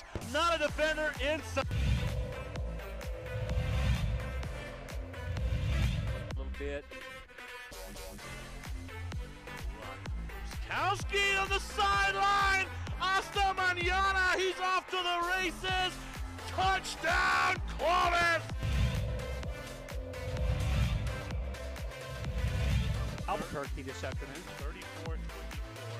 Rancho late in the third. How about this run? Nice play. Dickerman. He's still on his feet. Touchdown, Wolverine.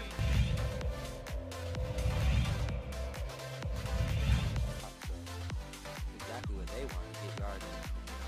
He's going to go for it. He's got a guy towards the end zone. It's Krebs. Touchdown. What a play.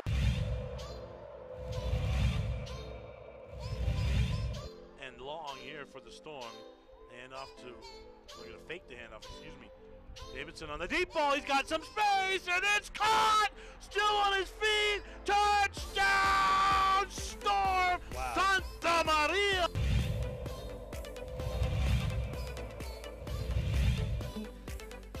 So they'll send one deep and returnable at the 2. Usually Volcano do either a reverse or a fake reverse, and here it is a reverse. And a move to the outside. There is a lane. Look out! Shot out of a cannon. Rodriguez is going to take it all the way.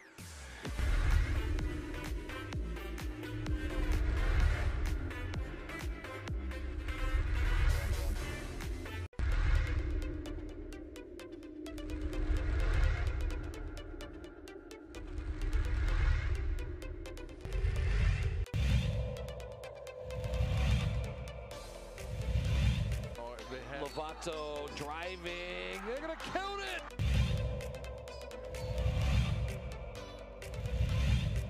Gallegos. Ooh, a little spin and a finish.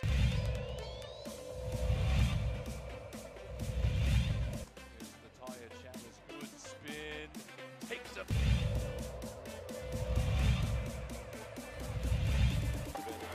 Ramos. Nice jump stop to the.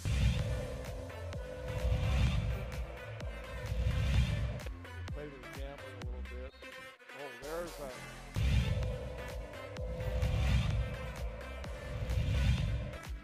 Hill, little step, high window. And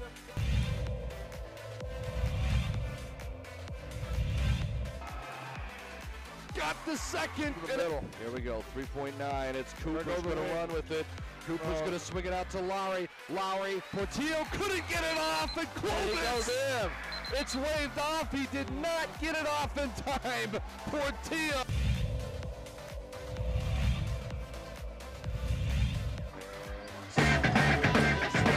What we learned today, says Terry.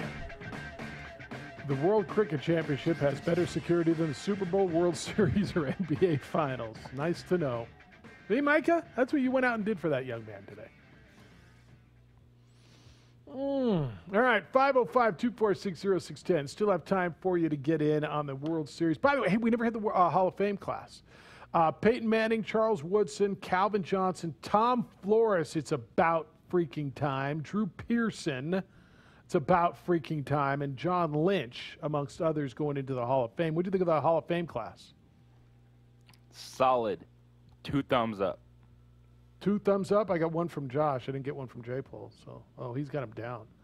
Is that where you are? You're on your Carlisle kind of a thing? All right.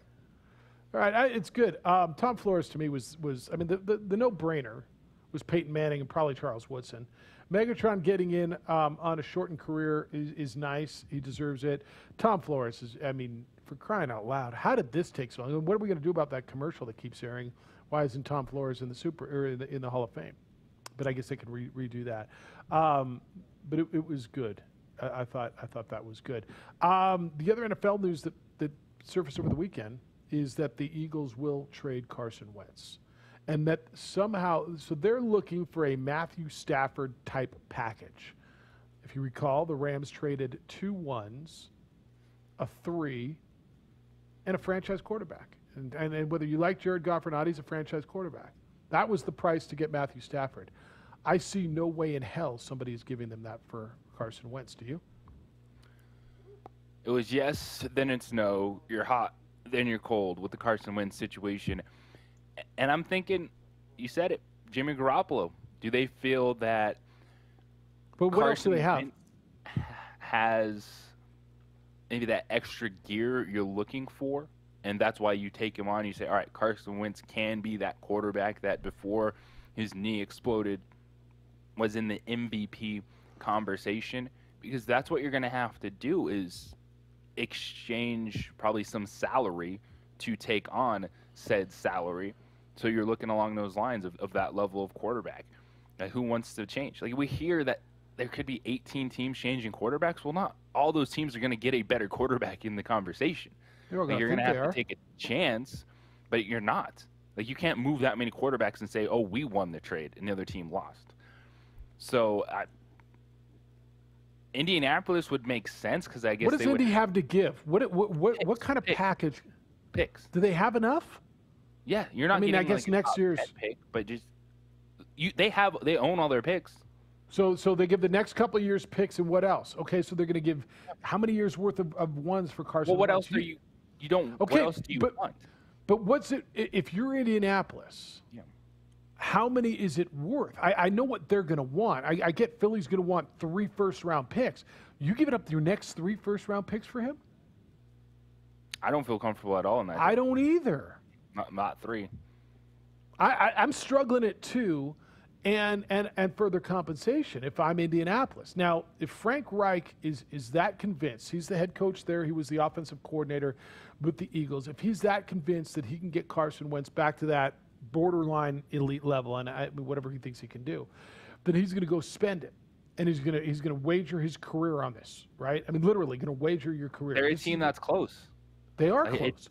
They're in that kind of Rams mold. You feel pretty good about everything else you got. And they don't even have a Jared Goff. They got nothing right now. The Rams got Matthew Stafford, who is consistently performed throughout his career. And look, does he have chinks in his armor? Absolutely. Are there holes in his game? Sure. But who do you feel more secure about going in and pushing a team over the top right now? Matthew Stafford or what I just watched with Carson Wentz this year? Like, this isn't debatable, is it? Right. But it's also the Colts are in a different position. They have Jacoby Brissett. I got it. So they're working from a different place to where they really probably need to stretch themselves a little bit more to get that quarterback to make them competitive again, get them back to the playoffs. I think it's become apparent that the Rams felt just as uncomfortable with Jared Goff as the Colts do with Jacoby Brissett. Mm-hmm. Like, they were just as motivated and obviously more motivated to go make a move, right? They went out and got them. There's only so many available. Right, and that's why you have to act, and that's why the Rams acted quickly and aggressively. Offered Teddy Bridgewater for Matthew Stafford, so they're sitting there going, our 5-11 football team could do better at the quarterback position. For Derek Carr's name out there, it's just unbelievable. So what's going to happen is if that's true, there are going to be a couple packages that we do say, wow, that seems like so much. But that's what's going to happen if that many teams do indeed once you change quarterbacks. And then ultimately it still comes down to, if you want to throw a ridiculous package out there, if you want to throw a bunch of picks around, then go get that dude from Houston. Now it's going to take a few more than a couple. Yeah. If you want to win the offseason, go get that guy. Yeah. All right. 5-0. Well, we're done with phones today. All right. This is good. Tomorrow will be game day for Louisville basketball. They'll be in Colorado to play the Rams tomorrow. We'll get into that. We'll have much more Super Bowl stuff. Good stuff today. Really solid takes.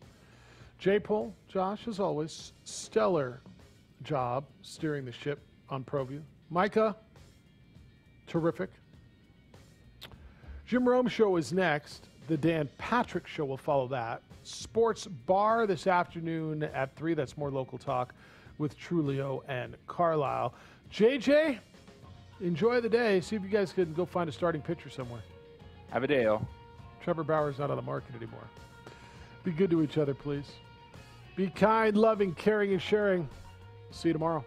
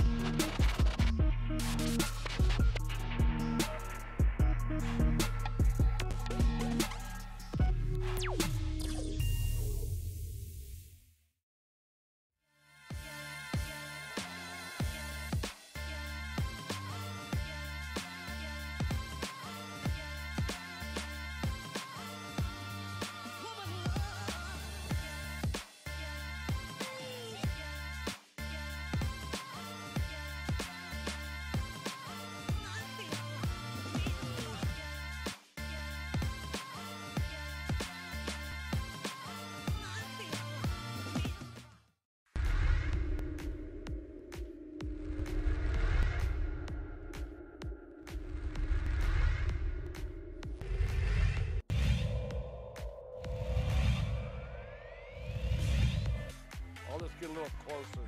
Oh, instead it's a gorgeous pass. Here's what he'll just shoot it. He's going to go all the way. He's going to fire at the buzzer, and he hits.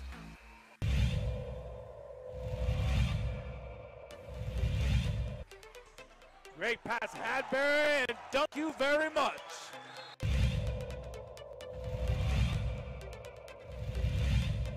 Tie in the district. Inside, fly, Eagles. Chavez uses some athleticism. And then Morris down low, able to finish. You called it, Steve, in 10 seconds. And look at this. Stripped, stolen Watson. Christian Lucero beats the buzzer. Here's Ian Chavez, the sharpshooter. Got it. Couldn't have said that any better. He answered the question. He On got a another steal one. at the buzzer. Back to back for Chavez. To the paint. Medina from the volleyball lines. Medina wants another one from deep. Oh, he wants 10. Give him 10.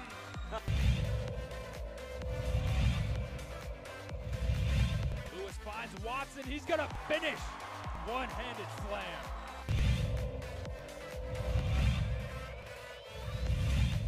Vista, but just all the different scenarios we could see potentially play out ahead of the state tournament.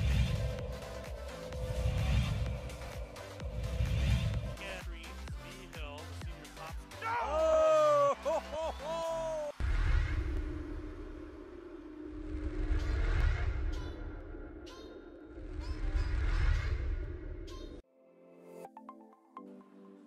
Get into the game with Garden Swartz Team Sales.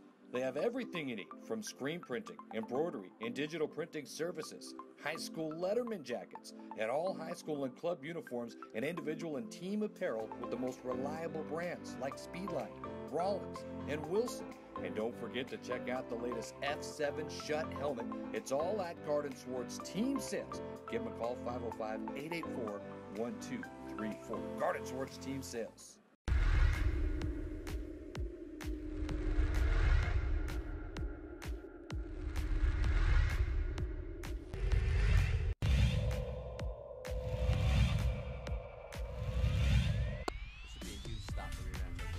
Dorian over. Did he get in? They got in. Touchdown, Dorian Lewis.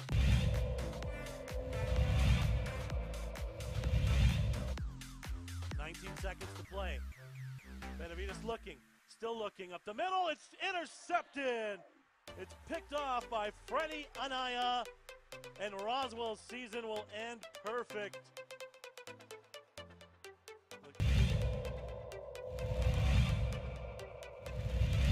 Second quarter, 2nd and 4 for Socorro at the whole 44-yard line. McDaniel trying, good block by Hicks. First down and more, 30, 25, 20. McDaniel might be gone. Touchdown. Wow. Touchdown for Michael McDaniel.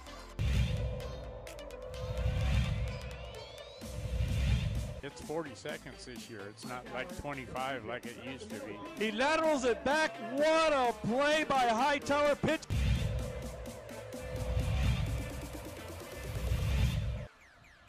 Looked like somebody moved a little bit early. Hicks, the play fake, double move. He's got his receiver wide open. Caught.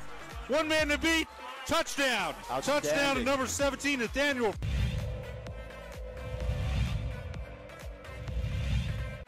Third and 6.